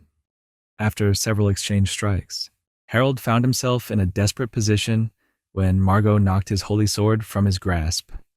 Margot laughed at Harold's futile attempts, revealing that Harold had no hope of winning unless he unlocked the art, a near impossible feat. He knocked Harold to the ground, deciding to toy with him before delivering the final blow. Right before Harold's eyes, Margot seized Isabel and Rosa, pulling them close and tormenting them to provoke Harold. Exploiting his anger and desperation, Harold's sword began to glow in an eerie, unnatural light. For a moment, no one understood what was happening. Then it became clear. Harold had unlocked the arc. His power surged, and the holy blade transformed into its true, formidable form. Margot was stunned. Her opponent had unlocked the very power needed to defeat her. Margot decided to test Harold's newfound power by striking at him with her sword, but to her shock, the holy sword itself shielded Harold from the attack. Frungulus appeared, rushing to Margot's aid. Together they tried to overpower Harold, but his newfound strength was too much for them. What was most astonishing was that Harold had unlocked the arc purely through mental power, without performing the usual rituals. Harold claimed that his strength came from the friends who stood by him, his true source of power. He was determined to win this battle for them. Margot's mind whirred, and a new, cunning idea formed. She dashed toward Isabel and Rosa, holding a knife to their throats, threatening that Harold would have to hurt his friends if he attacked her. Harold was caught in a difficult dilemma, unable to strike without risking their lives. At Margot's command, Harold was forced to disable his automatic protection, the shield that had kept him safe throughout the battle. Once Harold deactivated the protection, Margot let his friends run to him, using Harold's own strength against him. Harold saw his opening to strike, but Isabel and Rosa were still in danger. He could not act without risking their lives. Margot, however, had no such concerns. He didn't need friends, only his goals mattered. Margot unleashed his skill, and the battle was over. Harold collapsed, his head completely severed from his body. Just before this, he had defeated the Demon King alongside his beloved, and Yuno, the hero. The battle had been fierce, but they had eliminated their greatest threat. Chrome celebrated with his lover, the joy of victory filling their hearts. Then, everything changed in an instant. The entire space was swallowed by darkness, and voices echoed, accusing him of treason. But Chrome retorted, claiming they had betrayed him first. Startled, Chrome woke up, only to realize it had all been a nightmare. Later, Yulin and Sia met him. They noticed that his usual brightness was gone, replaced with a shadow. Chrome tried to brush it off, claiming it was just a nightmare. They speculated that the events of yesterday's adventure might be affecting him. But Chrome couldn't stop thinking about Virgorodomus's words. Remuseria had succeeded because it controlled the power of both light and darkness. Now, Chrome carried some of that power within him. The Demon King had told him that to gain more power, he only needed to activate the Black Altar. Each time Chrome looked at it, he felt something stirring. It wasn't excitement or joy, but a deep, unsettling sense of nostalgia. Saya embraced Chrome from behind, trying to comfort him, begging him to forget about the altar, insisting she had a bad feeling about it. Just then, Virgorodomus appeared, revealing that the first phase of the activation was complete. He handed Chrome the key to the Remuseria ruins, allowing him to bypass the magic that guarded it. Chrome paused, wondering if Micah could control chaos, then perhaps Yuno could too. After all, Yuno was the hero who had defeated the Demon King. Chrome understood that Virgorodomus wouldn't give him the key without expecting something in return, so he demanded an explanation. The Demon King admitted that he found Chrome interesting, noting that Chrome had done what his subordinates could not. That was why he believed Chrome had the power to revive him. To activate the altar, Chrome needed to go to the ruins and gather the power there. Virgorodomus mentioned that the ruins held records of battles between light and darkness, along with the tactics used. By now, Chrome was convinced. He had originally planned to explore the ruins, so the Demon King's advice only strengthened his resolve. Yulin and Sia were shocked to hear that Chrome was going into the ruins, but Chrome assured them he had no intention of reviving the Demon King. He thought they would be angry, but instead they were more worried than upset. Yulin and Saya promised to accompany Chrome to the ruins, ready to help if needed. At that moment, Frangulus entered, having heard about Chrome's trip to the ruins. She told Chrome that he was destined to meet the Demon Lord, though he was still just a lingering thought at the moment. She invited him to return soon, and even tried to send him off with a kiss goodbye. Yulin and Sia were livid with Frangulus. They couldn't believe she had almost captured Chrome's lips, a gesture they admired so much, but this was too much. Frangulus dismissed them. And once they left, Chrome encountered Margot. The two exchanged dangerous glances, filled with intent to kill. Thankfully, the tension did not escalate into a fight. Margot then approached the demon leader, and they discussed humanity and the value of friendship, comparing it to the nature of demons. The demon leader inquired if the energy in the altar, meant to strengthen the demon army, had been fully absorbed, to which Margot confirmed. The demon leader revealed that by feigning defeat, his movements had become more strategic. Now was the time for the grandest invasion since the Demon King's defeat. Margot wished him luck, but secretly he had his own plans in motion. He intended to emerge as the ultimate victor, seeking to become the greatest hero of all time. The upcoming war was his chance to forge a legendary name. Meanwhile, Chrome and his team had traveled far and decided to rest for the night. According to their calculations, they would reach the ruins in 2 days if they maintained their pace. Although it seemed like they should relax, Chrome began to feel an unsettling chill, as though something immense was drawing near. At that moment, Saya reacted swiftly, blocking a dangerous attack from afar that nearly hit them. The attacker was a woman with glasses. The group wondered where she had come from, and how her skills could extend so far. The bespectacled woman acknowledged their quick defense, but then drew a holy sword named Rizel, threatening to reduce them to ash. When Chrome recognized the mysterious woman holding the holy sword, Razel, he immediately identified her as Elaine, one of the 7 heroes. He asked what she wanted, and she revealed that her goal was to defeat them if they stood in her way. She claimed to know that Chrome was now aligned with the demon army. Chrome tried to explain his situation, but Elaine swiftly attacked with a powerful swing of her sword. She expressed doubt, stating that she had confirmed Chrome came from the devil's lair, implying he was connected to the demons. Chrome denied the accusation, but countered by asking why demons would welcome a human like him unless he was involved with them. Elaine believed it was her duty to destroy him, as he was clearly serving the devil. She told him he could beg for his life, but she would not listen. Sia and Yulin stepped forward, ready to defend Chrome and support him in battle. As Chrome observed them, he couldn't shake the feeling that something was off. Normally, his fixed damage would obliterate anything hostile, but Elaine's attacks kept approaching. He wondered if there was something special about her attacks, or if something else was at play. He decided to test this theory, cautiously warning her not to get too close if she didn't want to face fatal consequences. Elaine felt uncomfortable seeing that he still cared about others, despite supposedly being on the devil's side. She focused her energy into her sword and explained that Razel's sword had the fire attribute, unlike the other 7 swords which wielded different elements. Elaine unleashed the Red Lotus Barrage skill from her holy sword, but Yulin quickly countered with Miasma Barrage to block the flames. However, Elaine's Red Lotus Barrage was much stronger than Yulin's skill, eventually breaking through her defenses. Elaine taunted them, asking if that was all they had. At that moment, Sia decided to strike and asked Yulin to assist her. Chrome warned Sia to be cautious, recalling that before Yuno awakened, Elaine had been known as the strongest of the 7 heroes. Elaine quickly corrected him, declaring that she was still the strongest hero. Saya rushed forward, activating acceleration. But Elaine moved even faster, effortlessly supporting herself with her bare arms. This caused several cracks to form on Sia's sword. Chrome couldn't believe his eyes. He knew Elaine was strong, but Sia's cutting skill should have been able to cut through anything. Yulin tried once more, this time with a new skill called Miasma Cannon. Yet, Elaine immediately thwarted the attack with her holy shield of Red Lotus. Finally, Elaine moved into range of Chrome's fixed damage skill, which he activated swiftly, but it seemed to have little effect on her. Elaine quickly realized that Chrome was attempting to use a special skill.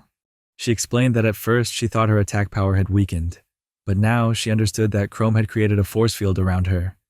However, her shield of Red Lotus could block all damage under 4,000 points, though she wasn't sure what type of attack Chrome was using. With her current strength, Chrome couldn't hurt her. Chrome was shocked when his attack failed to affect Elaine. despite clearly dealing over 4,000 damage with each strike. He urgently asked Yulin if she could test his attack power with her skill, and she agreed. To his confusion, Yulin discovered that his attack power had dropped to only 716 points. At this moment, Elaine recalled when she had been chosen as a hero, and how her life had changed. She had once thought her past was miserable, but after swiftly defeating countless monsters and enemies, her strength had grown, her fire burning fiercer. She was determined to prove she was worthy of the title of strongest hero, even more so than Yuno.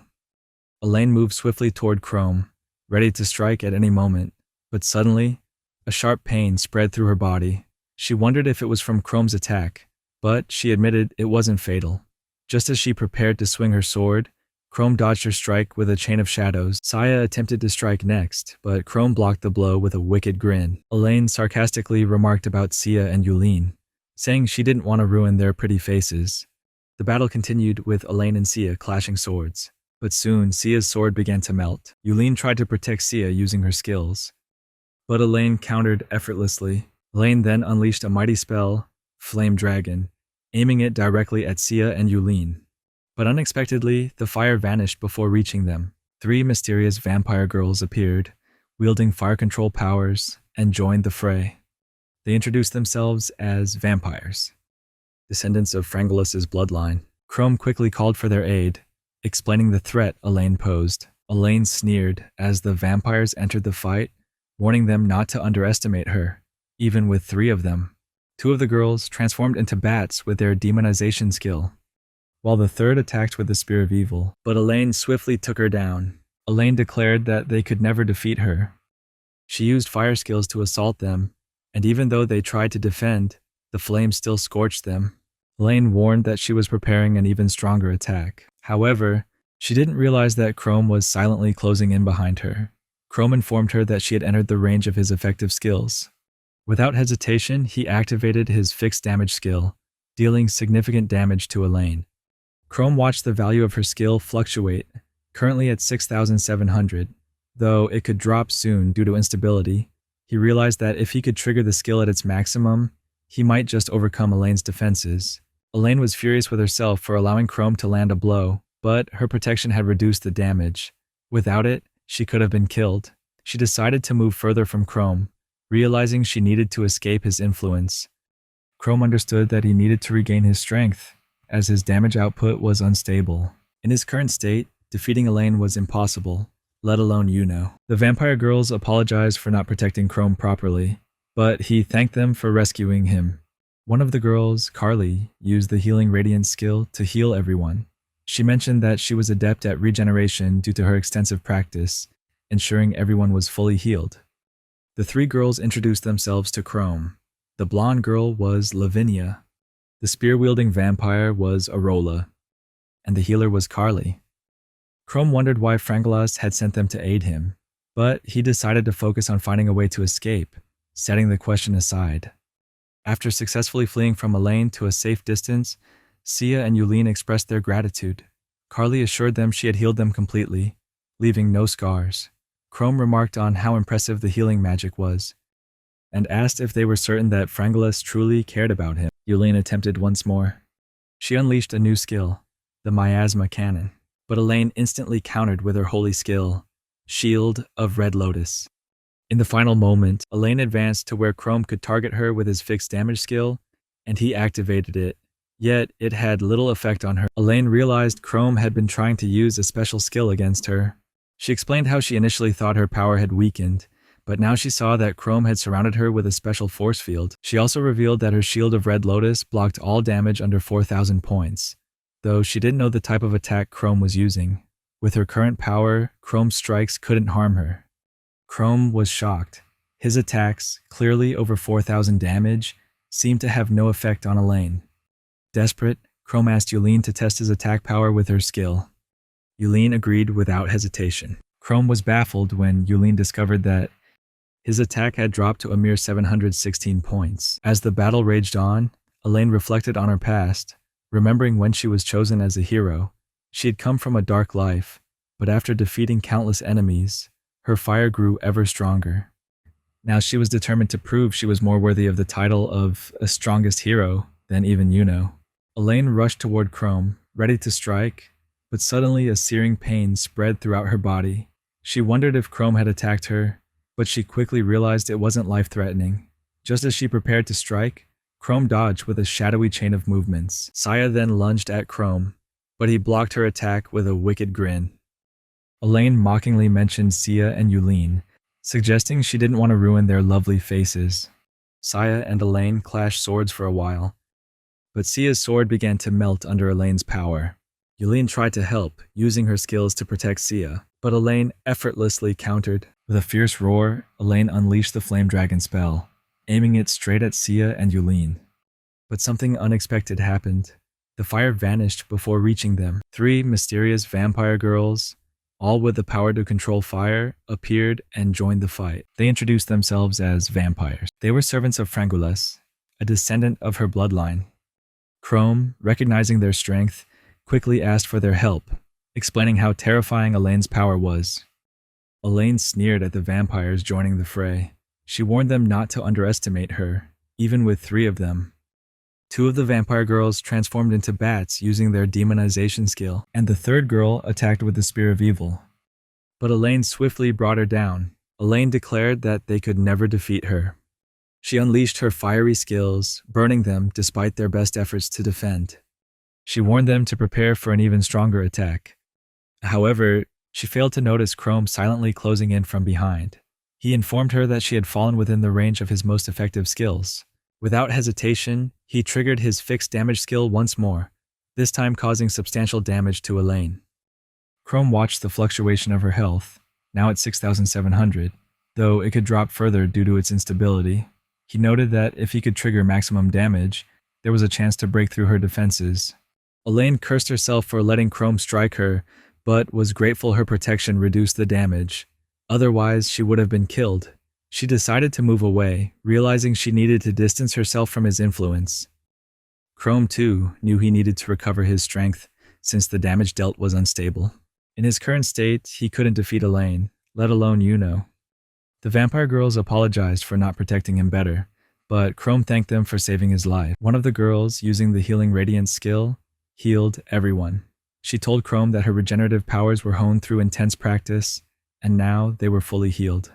The 3 girls then introduced themselves to Chrome. The blonde girl was Lavinia. The spear-wielding vampire was Arola. And the healer was Carly. Chrome couldn't help but wonder why Frangulas had sent them to assist him, but he set the question aside, focusing on finding a way to escape. After they successfully fled from Elaine and reached a safe distance, Saya and Yulin thanked them. Carly assured them she had healed them completely, leaving no scars. Chrome marveled at her impressive healing magic. Finally, he asked if they truly believed Frangulas cared about him. Vergorotimus sensed the growing darkness within Harold. He immediately offered him an enticing power, one capable of defeating Margot. In the end, Harold gave in to the darkness, declaring his insatiable thirst for power. He didn't care whether Vergorotimus was a god or a demon, whether good or evil. He was determined not to repeat his past failures. Harold believed that what he couldn't achieve in his previous life, he would succeed in this one, even if it meant embracing the darkness. Vergorotimus transferred some of his power to Harold. Harold acknowledged that he didn't care who Vergorotimus was, but he would use this newfound strength to protect those he loved and confront Margot. Back in reality, Chrome asked Rakshasa why the Demon King was connected to Harold. Rakshasa didn't know, and speculated that perhaps the Demon King hadn't anticipated a fight, as Harold seemed out of control. Harold, in his demon form, said he needed to vent his rage on someone before he lost his mind. On his way here, he had seen Elaine, seemingly defeated, confronting Chrome and the vampire girls. Harold wondered if they were part of Margot's demon tribe, deciding not to spare their lives. Vergorotimus swiftly unleashed a devastating chaos spell called Mount Kukua's Blade, aiming directly at Chrome. Chrome was cautious.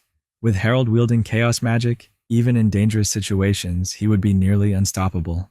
Saya dashed forward, declaring she would cut through the wind with her sword.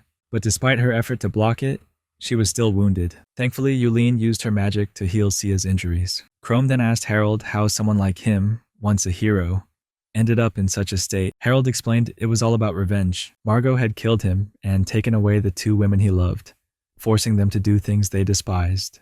He swore to make Margot suffer, freeing the two women from her control. Harold also vowed to eliminate anyone who tried to stop him from getting his revenge. He charged at Chrome, despite Chrome expecting him to attack from a distance. But Harold wasn't afraid of Chrome's abilities and refused to be intimidated. When Harold got close enough, Chrome activated his fixed damage skill, inflicting heavy damage on him, but not enough to kill. Chrome understood that though his damage level fluctuated, Harold would continue to suffer if he pressed on. Chrome then questioned if revenge was truly Harold's only motivation. In the moment Chrome lost focus, Harold seized the chance to strike, but Sia and Yulene rushed in to protect him. Harold smirked, amused by their efforts to shield their loved ones, and declared that he would stop them with the power he had received. He launched another series of attacks, this time beginning to cause significant harm to Sia and Yulene. Chrome could feel the same despair Harold had once experienced, stirring up the emotions of betrayal and hopelessness. Emerging from the darkness, Harold's thirst for vengeance and his need to kill only grew stronger. As Harold's despair echoed loudly, Chrome reassured him that he wasn't alone in his quest for revenge, that there were others like him, chasing the same goal. At that moment, Yulene announced that Chrome had completely recovered his strength. Chrome pondered whether to end it all right there. But Harold, now overtaken by an evil force, begged for his life, expressing regret that his mission for revenge had gone unfinished. Chrome sympathized with him, sharing his own reasons for pursuing vengeance. He promised Harold that if he found his friends, he would rescue them. Chrome explained that his pursuit of revenge was his primary goal, but he wouldn't drag innocent people into it. He would help anyone in need. Harold continued pleading, convinced that Chrome would save his loved ones. He apologized to Isabel and Rosa for not being able to save them, and just after that, Harold vanished as the final blow from Chrome's fixed damage skill took effect. Afterward, Chrome, Yulene, and Sia built a grave for Harold using his sword. They vowed to continue their journey to the ruins of Remissaria, to grow stronger and fulfill their promise to avenge Harold. As they trekked through the dense forest, filled with terrifying monsters, Sia and Yulene clung to each other in fear. Chrome, feeling uneasy, asked why they were so close. The two joked that they were just protecting him, though he complained that it made the journey harder. At last, the three adventurers arrived at an ancient ruin, its weathered stones whispering of long-forgotten secrets. Chrome unlocked the entrance with a mysterious key given by the Demon Lord, its eerie glow flickering in the dark. Inside, a hidden staircase spiraled downward, inviting them deeper into the forgotten depths. Without hesitation, they descended into the unknown. Suddenly, two voices echoed through the silence, calling out to them. "Ask them about their wishes," the voices commanded. Floating before them were two figures. One, a shining white cone representing light, ruled by Nirvana, and the other, a black sphere bound in chains, embodying darkness, ruled by the abyss. They demanded to know Chrome's true desires, pressing him for his deepest motivations. Chrome, with a cold determination, answered, "Revenge." They informed him that before proceeding, they must first understand his true nature. After examining him, they sensed his weakness. Chrome confessed that his condition was far from ideal, though not his worst, just a bit worse than usual. The figures also noticed the emotions of hatred and despair swirling within him, unsettling them, though they believed he still held the potential for change. They told him that in order to grow stronger, he must overcome the challenges ahead. The dark symbol declared it would summon breach heads, and Chrome would need to defeat them to prove his strength. Confident in his skills, Chrome believed he could handle the breach heads, but if any exceeded 10,000 HP, it could become a struggle. He instructed Sia and Yulene to stay close as he led the charge, but just as he prepared to strike, a sharp headache struck, weakening him. Worse still, his special powers seemed to falter. Sia and Yulene, seeing his distress, asked if he was all right. "I'm fine," Chrome assured them. "There's no pain greater than what Yuno did to me." He urged them to press on, determined to push forward. With great effort, he finally unleashed his special skill, which began to affect the monsters. Though taxing, Chrome remained resolute, his thirst for revenge on Yuno driving him onward. The symbols confirmed that his power had increased by 9%, and the ritual was nearing completion, 95% done. Chrome felt a strange sensation as the cold and heart palpitations that had plagued him earlier vanished. The symbols advised him to ensure he was ready to wield this power correctly. The symbol of light suggested two paths to confront chaos, the first to wield Chaos South. But it warned this path would be difficult for him. Chrome wondered why. The figures explained that darkness had bound him with chains, preventing him from accessing the light, his soul imprisoned by the abyss, halting his mastery of the combined technique of light and darkness, the summoning technique. Seeking alternatives, Chrome asked about other options. The symbols advised that to master the abyssal powers, he must divide the darkness within, for the true art of chaos lies in separation from it. They cautioned that this was no easy task, but if his darkness was strong enough, he could gain wisdom from the abyss itself. If he decided to embrace the darkness within, it could be done. Chrome turned to Rakshasa and asked if such a feat was possible. She confirmed it was, but warned him not to let the darkness consume him entirely. Just then, Sia and Yulin cried out in agony. Chrome immediately asked in concern about their condition.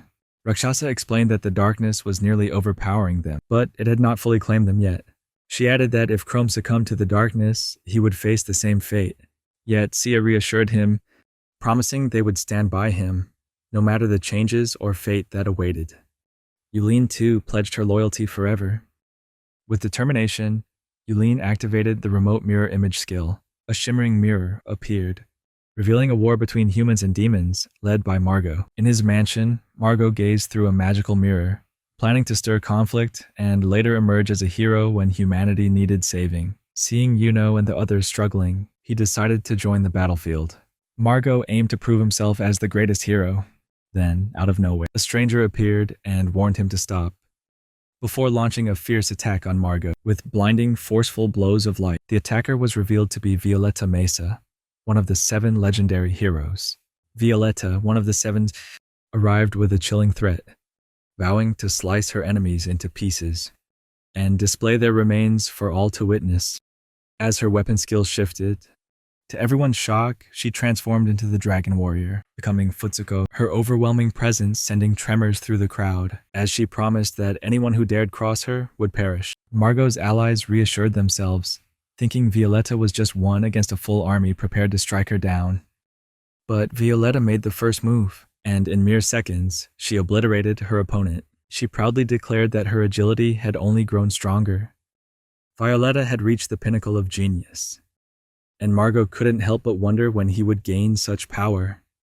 First, there was Yuno, who could evolve into Arc through forbidden shadow chain magic. Next came Harold and Violetta. To Margot, all of this was Chrome Walker's fault.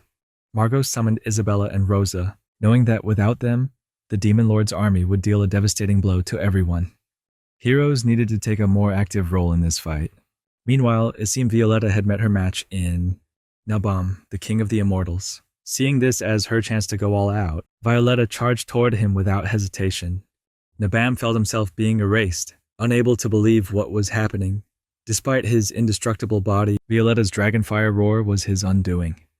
Nabam was completely destroyed, leaving Violetta standing victorious atop the battlefield. But soon after, she felt the energy draining from her body and collapsed. Margot entered, revealing that Violetta had harnessed the power of chaos from the Black Altar, a force capable of confronting darkness. Yet, it didn't clash with light.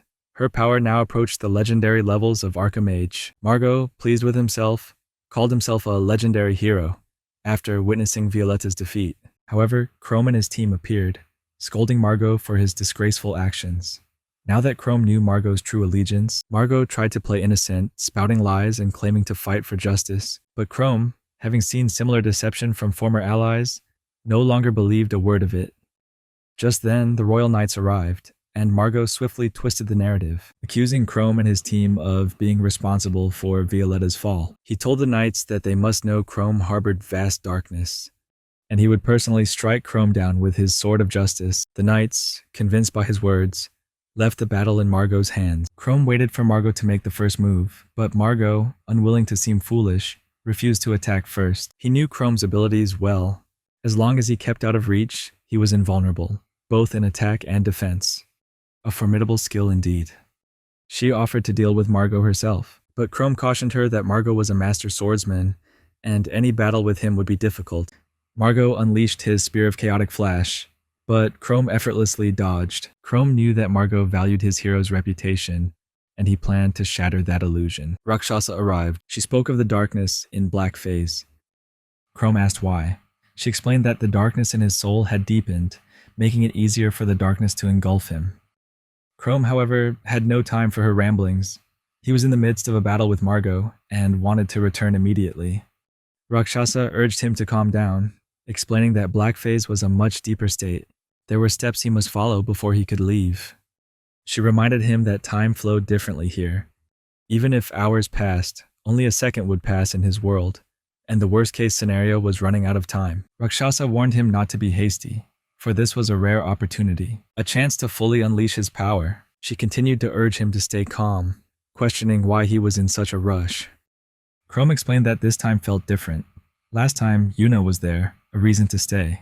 But now, everything had changed. Suddenly, Rakshasa shifted tactics, seizing the rare moment when Sia and Yulin weren't with Chrome. Perhaps now was the time for her to make her move. But Chrome was no fool. He was not easily distracted. He wondered where these feelings were coming from. If the Rakshasa had brought him here for this, he would have preferred to return to his mission. Rakshasa quickly caught on, shifting the topic.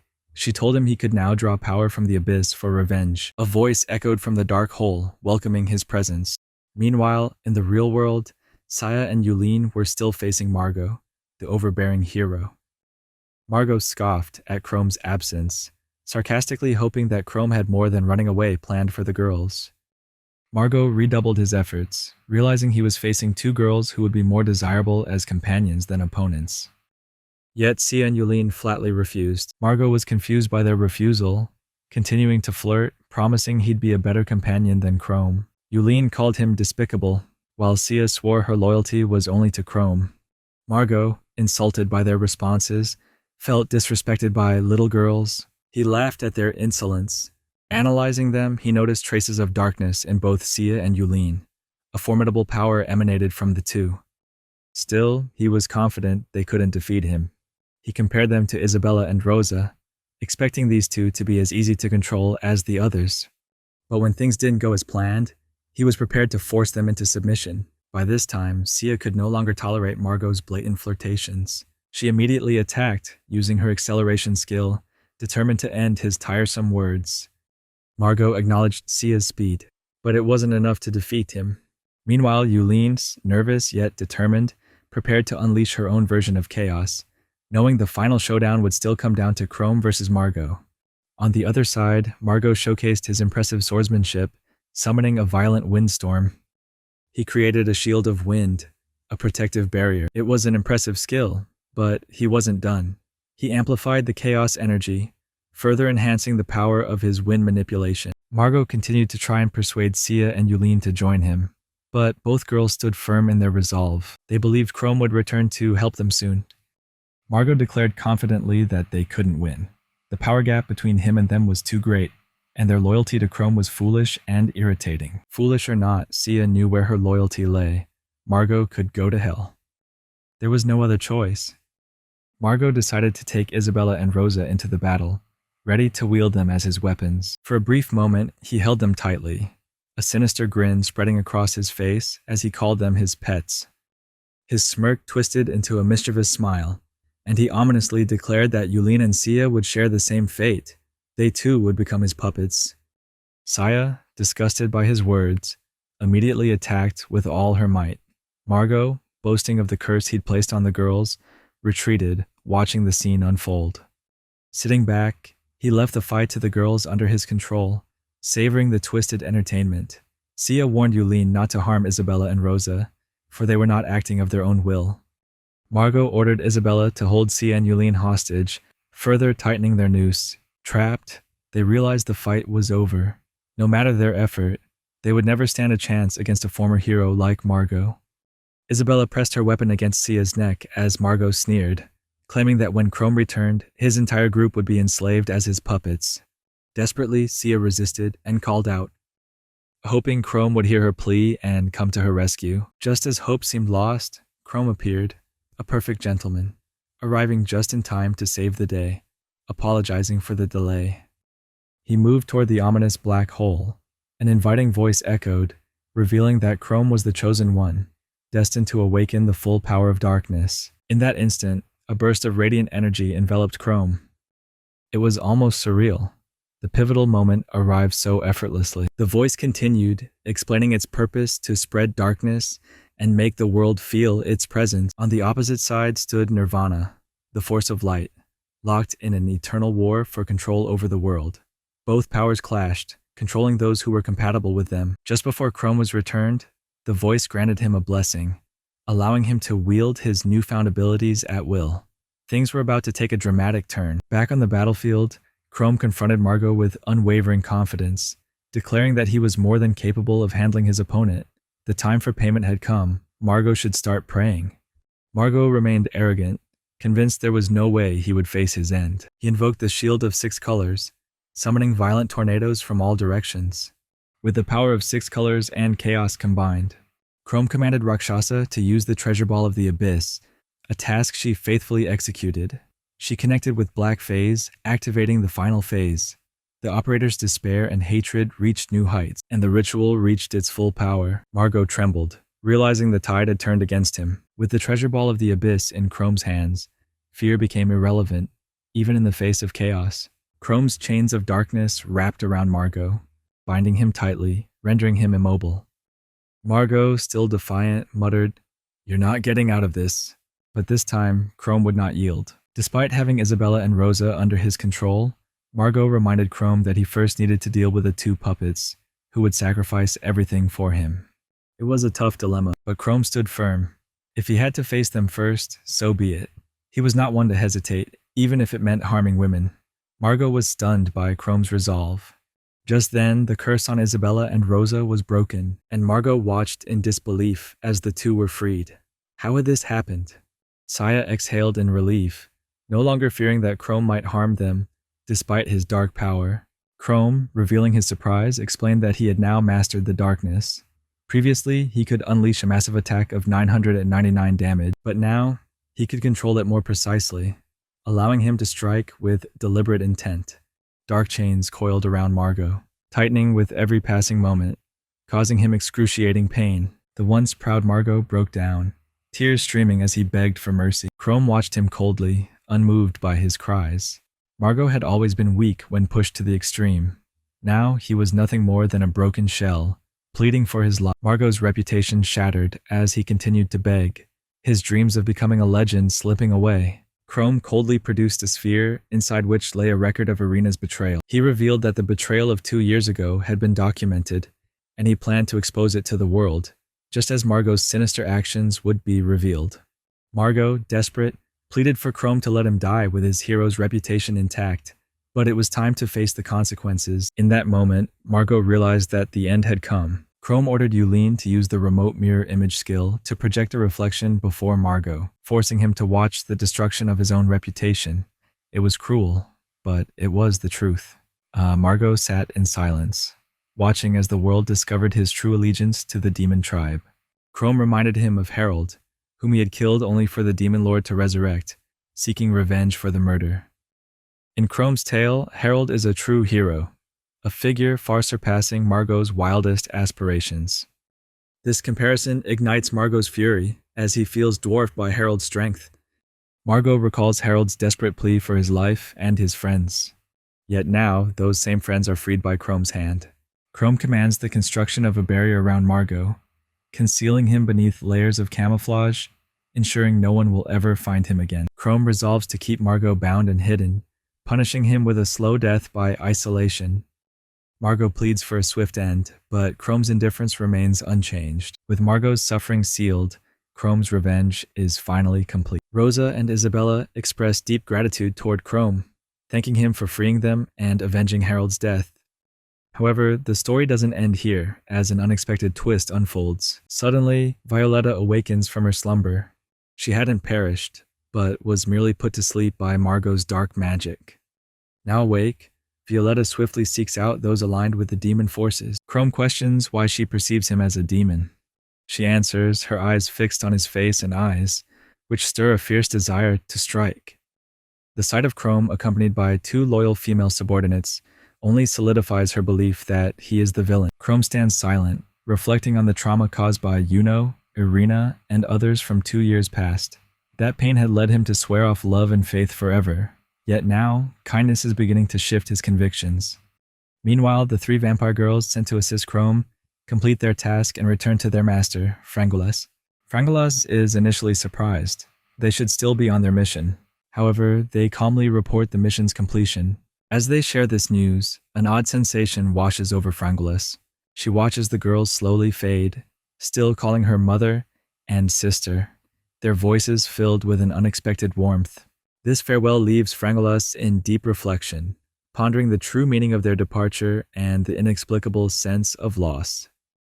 Meanwhile, Violetta, freed from Margot's spell, now fully aware, thanks Chrome for his rescue and promises a temporary retreat. However, she warns that her return will depend on whether Chrome and his group threaten innocent lives.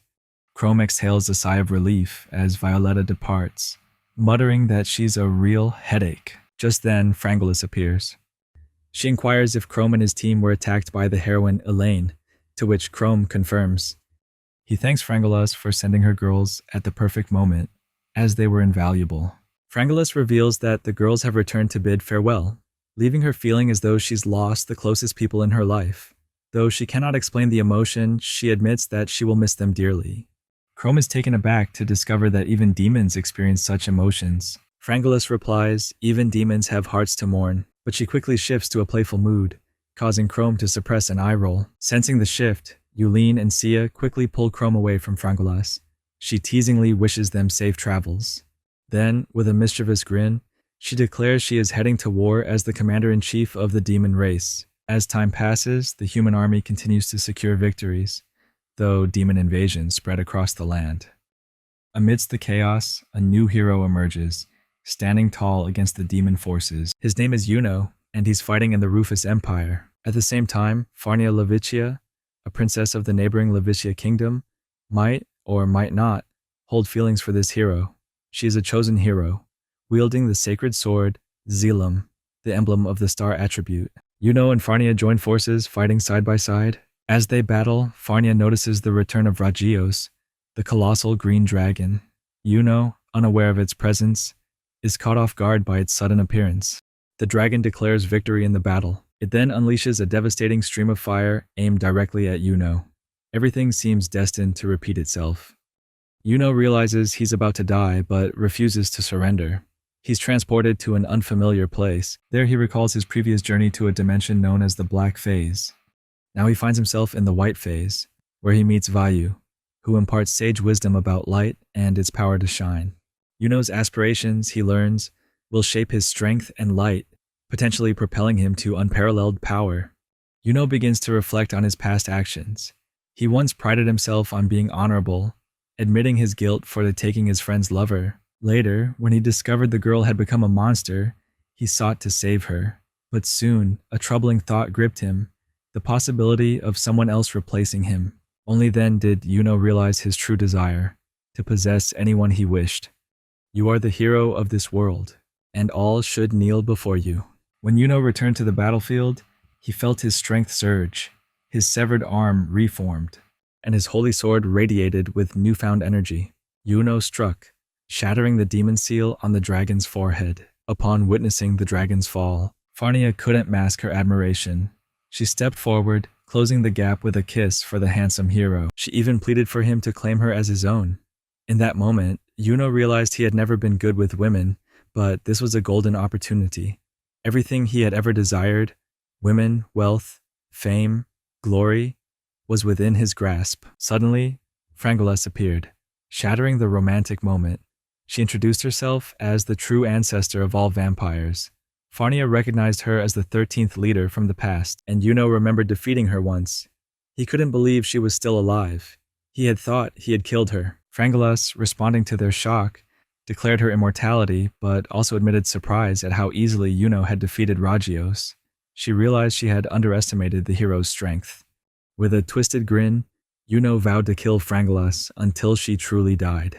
Farnia stopped him, insisting she would handle Frangolas, saying Yuno was their last hope. Amused by Farnia's courage, Frangolas smirked, but Farnia warned her that she too was a hero. With a solemn vow to protect her country, her world, and Yuno, Farnia summoned the Holy Sword's power, Star Knight. But Frangolas dodged with ease. Refusing to give up, Farnia unleashed the meteor blade, and this time it struck, slicing through Frangolas' shoulder. In a fury, Farnia continued her assault, vowing to kill Frangolas for her country, her world, and for Yuno. In retaliation, Frangolas unleashed the blood spear, knocking Farnia's sword from her hand. She hurled more blood weapons at Farnia. But just before they struck, Yuno appeared, cutting them down. He told Farnia to back off, promising to handle the rest, wielding the power he had gained from his battle with Ragios. Yet, upon reflection, he realized his strength was still not enough to kill Frangolas, though it had left her deeply wounded. Yuno then told Frangolas that, despite being a demon, she was still a beautiful woman, and remarked that he wanted to have fun with her. Frangolas, clutching her wound, commented that Yuno had changed and wondered if his growing power would corrupt him further. Yuno, taking this as an insult, slashed her again and again, declaring that although he had intended to keep her as a slave, now he saw it best to simply kill her. Frangolas transformed into a swarm of bats and charged at Yuno, but just before reaching him, she morphed into a vicious wild dog. However, Farnia intervened quickly, stopping her before she could reach Yuno. Frangolas retreated and reverted to her original form, pondering how to handle the two heroes before her. Then, a familiar voice urged her not to give up.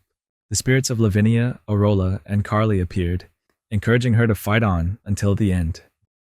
Meanwhile, Yuno mocked her, saying her attempt to charge at him was futile. Frangolas conjured a massive orb of blood and shouted, "Accept my final skill, Crimson Blood Haze." She hurled the orb at the two heroes, but to her surprise, Yuno simply sliced it in half.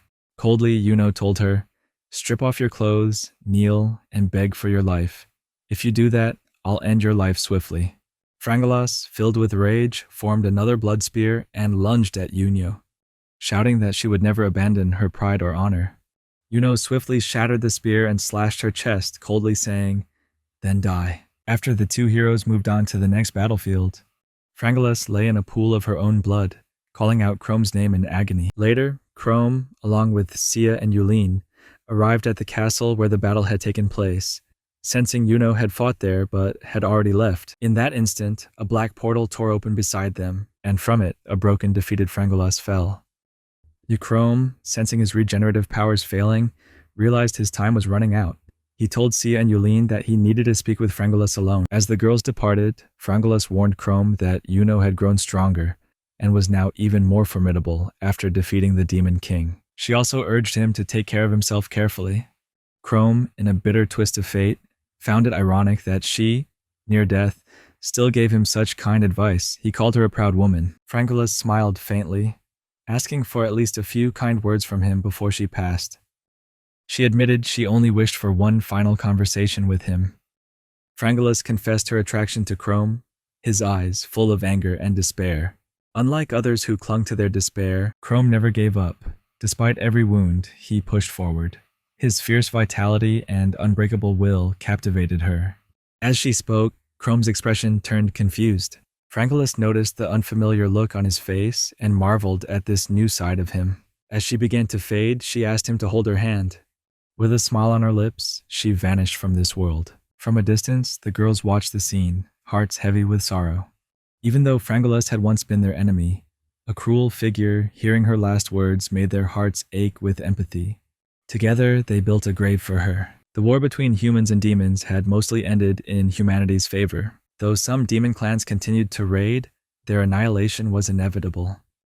The Demon King, now a mere flaming skull without a body, welcomed Chrome back. He informed him that most demons had been defeated, and the fortress had fallen to mysterious humans. He was glad that Chrome was safe, but Chrome quickly turned the conversation to the gem he had obtained to activate the Black Altar. Eager, the Demon King wanted to begin right away, but Chrome paused and asked about Harold, the hero who had attacked him. He inquired whether the Demon King had sent Harold, noticing that Harold seemed driven mad during their confrontation. The Demon King swiftly denied it, explaining it was a misunderstanding. He clarified that Harold was revived to help collect the gem, not to harm Chrome. He speculated that Harold had been consumed by darkness, explaining his erratic behavior. Chrome remembered the warning from the cave, where he was told he would soon understand the darkness firsthand. Chrome now realized that the Demon King had once been human, and the Demon King confirmed it. He shared that he had once been a man from Remusaria, but using darkness, he had been reborn as the Demon King. Chrome deduced that if he and the girls were engulfed by darkness, they too could become like him. The Demon King suggested they activate the Black Altar if there were no more questions. As the pearl touched the altar, the room trembled, The Demon King's laughter echoed as darkness filled the space, and he was reborn in a towering new form. Perfect Virgorotimus. He felt his strength and spirit restored, no longer needing Ragios or Frangulas. Chrome questioned the Demon King's lack of remorse for those who had sacrificed their lives for him. But the Demon King laughed, dismissing it as natural. Still, he admitted that he saw a greater potential in Chrome, claiming that even if Chrome died or became his servant, his power would not be easily extinguished. The Demon King offered Chrome the position of his right-hand man, but Chrome flatly refused, mocking him. The Demon King claimed that Sia and Yulin held Chrome back with their love, adding that love was a weakness that could never master the darkness. Chrome laughed at the Demon King's misunderstanding of love. He boldly declared that the Demon King was wrong. As Chrome moved forward, cracks began to form in the Demon King's new form, surprising him. Chrome explained that darkness had depth, and when two beings with similar darkness clashed, the one with the deeper darkness would prevail. He told the Demon King he had underestimated him. Chrome declared that his darkness was far greater. He added that while the Demon King saw love as a weakness, the deeper the love, the stronger the hatred. The demons who lacked love were the farthest from true darkness. In a fit of rage, the Demon King lunged at Chrome. His hand halted, suspended in mid-air, and with his presence, it all vanished into nothingness. Outside, the trio pressed on, determined to defeat Yuno. Chrome felt relief as his vengeance neared completion, and with deep gratitude, he thanked Saya and Yulin for their unwavering companionship. Saya softly replied that she was merely repaying the kindness he'd shown her, while Yulin added that he had once saved her life. Chrome, despite considering them his subordinates, didn't want them to feel bound by this obligation. He reminded them that in facing Yuno, they would confront the might of light. He admitted that though he had bested Yuno before, his strength had grown immeasurably over the years. He knew that he, Sia, and Yulin had all grown stronger, but he still feared the battle would be fierce. For that reason, he urged Sia and Yulin to withdraw for their safety, stating he would fight alone. He added that he didn't want them to die, and would accept defeat if it meant others survived. With those words, he began to turn away, but Sia suddenly grasped him and kissed him, promising to follow him wherever he went. He tried to protest, but Yulin stepped forward, kissed him too, and declared that she agreed with Sia, wanting to be by his side as well. Both of them confessed their love for him. In that moment, Chrome realized that since his betrayal, he had been consumed by revenge, neglecting his own feelings. But as Sia and Yulin held his hands, they vowed to help him reclaim the smile he had lost once the battle was over. Chrome decided that his revenge must be completed before he could truly move on. Suddenly, a great splash of water surged forth, and Elaine appeared, blocking their path. Meanwhile, Farah entered Yuno's room, only to find him lounging in his pajamas with Farnia asleep beside him. She casually teased Yuno, asking if he'd enjoyed himself, but he only asked why she hadn't knocked. She playfully suggested he should have invited her too. Yuno's anger flared, and he demanded an apology. Surprised, Farah muttered that she was joking, but Yuno insisted she apologize. He told her she would belong to him, and that she must obey his every command. Terrified, Farah gazed at him in disbelief. Yuno ordered her to kneel, and when she did, he coldly declared that if she wished to be his, she must comply with all his demands. Farah pondered that Yuno had changed significantly since their last encounter. She wondered whether this was his true nature, or if something had truly altered within him. Meanwhile, in the Rufus Empire, the people celebrated Yuno and Farnia's marriage, hailing them as heroes who had saved the world. The populace even allowed Yuno to take multiple wives as a special privilege, claiming he could marry as many as he desired. At the same time, Chrome, Saya, and Yulin remained hidden in the crowd. Chrome turned to Yulin and inquired about the preparations, to which she responded joyfully that everything was ready in the hall, just as planned. "We can begin at any time," she added. At that moment, the crowd cheered as they announced that their hero, Yuno, had arrived with Farnia and Farah. Meanwhile, Yuno grinned smugly, thinking to himself that although everyone believed he had reached the pinnacle of happiness, inside him still burned an insatiable desire. "I want to possess every beautiful woman I desire," he thought. "I will create a legend, a hero whose name lives forever, or I will be honored across the lands, and my fortune will be vast." He no longer felt ashamed of his desires, for he believed they were the very source of his power. If fulfilling them brings peace and smiles to the world, then I must live true to my desires more than anyone else, fulfilling my role as the greatest hero. Suddenly, a loud voice rang out, drawing the crowd's attention and pulling Yuno from his thoughts. It was a recording that Chrome had forced Irina to confirm, swearing that all within it was true. The recording revealed how the group of heroes had schemed to gain power by sacrificing Chrome. Meanwhile, Chrome listened stoically, knowing it was time for Yuno to answer for his past crimes. The voice continued, detailing the forbidden ritual used by the heroes to gain strength. The voice ultimately declared that all the members of the hero group were criminals, listing them one by one, including Farah and Yuno, both of whom were now visibly shaken. Farah remained in a state of shock. She couldn't fathom why Irina had said such things. Farnia, tears streaming down her face, turned to Yuno for an explanation. Yuno denied the accusations, claiming someone had threatened him and forced him to say those absurd things.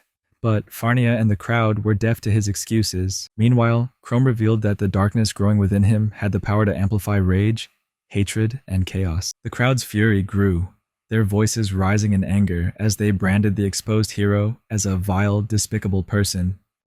Farnia, her voice filled with righteous anger, demanded the world punish Yuno for his transgressions. Yuno, desperate, tried to placate her, pleading for her understanding, but she responded by hurling her wedding flowers at him, the symbol of their broken trust. The pain of betrayal tore through her heart as she thought of how he had once deceived her into becoming his wife. In her frustration, she fled from the scene, leaving Yuno behind. At that moment, Chrome appeared, his voice cold as he told Yuno it was time to reveal his true face to the world. Despite the chaos, Farah, unfazed, began to flirt with Chrome, praising his striking appearance. Yuno scolded her harshly, but Farah teased him, wondering if he was jealous. Yuno's anger erupted and he shouted an order. She was to know her limit. Terrified, Farah quickly apologized. Her teasing halted.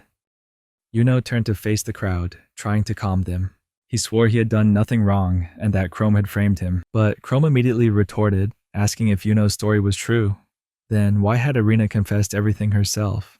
Yuno, enraged, ordered Chrome to be silent, declaring that he would cut him down and that the people would believe him. He was certain that they would trust him more than the villain before them. But Chrome, unfazed, answered that Yuno's attempts to act righteous were meaningless after his sins had been exposed. From the castle's highest tower, Elaine watched the unfolding drama. Though she had expected Chrome to appear, she was still taken aback by the scale of Yuno's crimes. This also explained how his power had grown so quickly. However, knowing he had gained his strength through such vile means, Elaine realized that his rise would come with a heavy cost. She still believed herself to be the strongest hero. Elaine saw an opportunity to kill two birds with one stone and cement her place as the most powerful hero. The person was Violetta Mesa. Elaine cast a look of contempt at her, irritation evident on her face. Violetta smirked, telling Elaine there was no need to look so fierce. In fact, she remarked, Elaine looked much cuter when she smiled. Violetta explained that she had been invited to attend the ceremony honoring Yuno, but with all the chaos below, her acquaintances had been lost in their own conversations. She then asked Elaine what her plans were. Elaine, smirking, replied that she intended to punish both Chrome and Yuno as a true hero would. Violetta, confused, noticed the satisfaction in Elaine's tone. She questioned whether this was driven by personal vengeance. Elaine swiftly denied it, claiming her only desire was to restore justice. She insisted that if Yuno had made a mistake, it was her duty as a hero to right it. Violetta considered her words and realized that what she had heard couldn't be deemed objective. Yet, ignoring it would be wrong. So she decided to intervene. Elaine, frustrated, gritted her teeth and told Violetta she didn't have time for her games. But Violetta stood her ground, refusing to let Elaine pass. Elaine, now resolved, summoned her sword and struck at Violetta. But Violetta easily parried the blow. Undeterred, Violetta muttered that Elaine was always quick to use violence when things didn't go her way, and she found it repulsive. Elaine, her anger rising, yelled for her to be silent. Flames began to engulf Elaine's body, her power flaring. She warned that any direct attack would reduce her opponent to nothing but ash. No bones, no trace. Violetta, seeing Elaine's escalating power, sneered in response. She summoned her sword and activated her Dragon Warrior form skill, taunting Elaine that she could never defeat her, merely a hero boasting of her strength. Enraged, Elaine vowed to show Violetta the true power of a dragon. Elaine summoned a fire dragon and sent it charging at Violetta, but she effortlessly dodged the attack. Elaine's anger grew, fueled by the fear that if she didn't end this battle quickly, Yuno might defeat Chrome. Filled with rage, Elaine dismissed Violetta as just an average hero, believing there was no way she could lose to her. Her resentment intensified. Anyone who looked down on her, she thought, deserved to be judged and erased. With a scream, she leaped from the tower, sword raised, declaring that no one had the right to belittle her. Violetta was struck by Elaine's attack, crashing to the ground, her wings torn in the process. She looked up at Elaine, praising her strength, calling her as unyielding as stone. But before their clash could continue, several guards appeared, asking what was happening. Elaine's frustration boiled over, and she shouted at them to be silent. Her body still radiated with burning anger. Violetta, concerned, worried that Elaine's flames might set the castle ablaze. But Elaine paid no heed, her only focus on defeating Chrome and Yuno and delivering justice. Violetta disagreed, believing that Elaine's actions lacked any true sense of justice. Elaine, however, insisted that it was a matter of both justice and revenge. She was determined to prove she was the strongest hero, and to crush anyone who dared to look down on her. Violetta tried to reason with her, urging that using power for ego alone was not the way of a hero. She wanted Elaine to acknowledge her weaknesses and grow, but Elaine ignored her, continuing her relentless attacks. Suddenly, Violetta's sword began to glow, reaching the arc level with a new form and power. Hovering above Elaine, Violetta declared that she would defeat her. Elaine, furious, demanded to know how Violetta's sword had gained arc power, still claiming it was weaker than her own. Elaine pressed on, attacking with all her might, but Violetta easily blocked each strike. Elaine accused Violetta of using the same deceitful tactics as Yuno, which deeply insulted Violetta. Elaine seethed with anger, refusing to accept the reality that Violetta had surpassed her. She commanded her sword to transform into the arc form, and attacked blindly, unleashing the fang of the flaming dragon. Violetta responded with the dragon blast, effortlessly neutralizing Elaine's fiery assault, sending Elaine crashing into the wall. Despite acknowledging Violetta's strength, Elaine refused to abandon her belief that she was the strongest, determined to take revenge on a world that had oppressed her. Violetta told Elaine that she would always be weak because of her fragile ego. Enraged, Elaine charged forward to attack again, but with a single strike, Violetta shattered Elaine's sword, leaving her in stunned silence. Violetta coldly told Elaine to go apologize for burning down the castle, as Elaine's riser sword slowly disappeared into nothingness. Elaine screamed in despair, watching her dreams and aspirations vanish. Meanwhile, Violetta walked away, thinking that it would take Elaine much longer to learn her lesson than she had anticipated. While feeling frustrated about her torn clothes, she wondered what Chrome and Yuno were doing now. Back at the front of the castle, Chrome continued to gaze down at Yuno, who laughed maniacally, desperately trying to defend his reputation. Chrome recalled that he had destroyed Yuno's right arm before, so the one he saw now was either a prosthetic or something entirely different. One of the girls warned Chrome that Yuno had fully unleashed the power of light. Chrome, unfazed, declared that no matter how strong Yuno had become, he would settle the score and emerge victorious. Yuno summoned an army of angels, commanding them to take revenge on his enemies. Chrome and Violetta both recognized these angels as identical to the ones Micah once controlled. However, Yuno boasted that his angels were more advanced, needing no corpses to replace them like Micah's. He sent them to attack Chrome, but they barely got off the ground before being destroyed by Chrome's power. Yuno, begrudgingly, praised Chrome, acknowledging that his abilities were still impressive. Chrome asked if Yuno truly thought he could defeat him with mere angels, pointing out they couldn't even slow him down. Yuno admitted his angels couldn't defeat Chrome, but he knew Chrome's abilities were only dangerous when within striking range. In response, Yuno unleashed the Blessed Bombing skill, firing beams of light at Chrome, but Chrome effortlessly dispersed them. Chrome counterattacked, sending a string at Yuno, dismissing his attacks as utterly useless. However, just before the chain could reach Yuno, he swiftly moved to another location. This sudden move left Chrome in utter astonishment. Yuno casually explained that it was his new skill, Sanctuary of Denial. This ability automatically shifts him to a safe distance whenever danger approaches. Though Chrome dismissed the skill as yet another pointless ability, he couldn't deny its usefulness and its immunity to his fixed damage skill. A nagging thought crossed Chrome's mind. Did Yuno actually have a way to defeat her?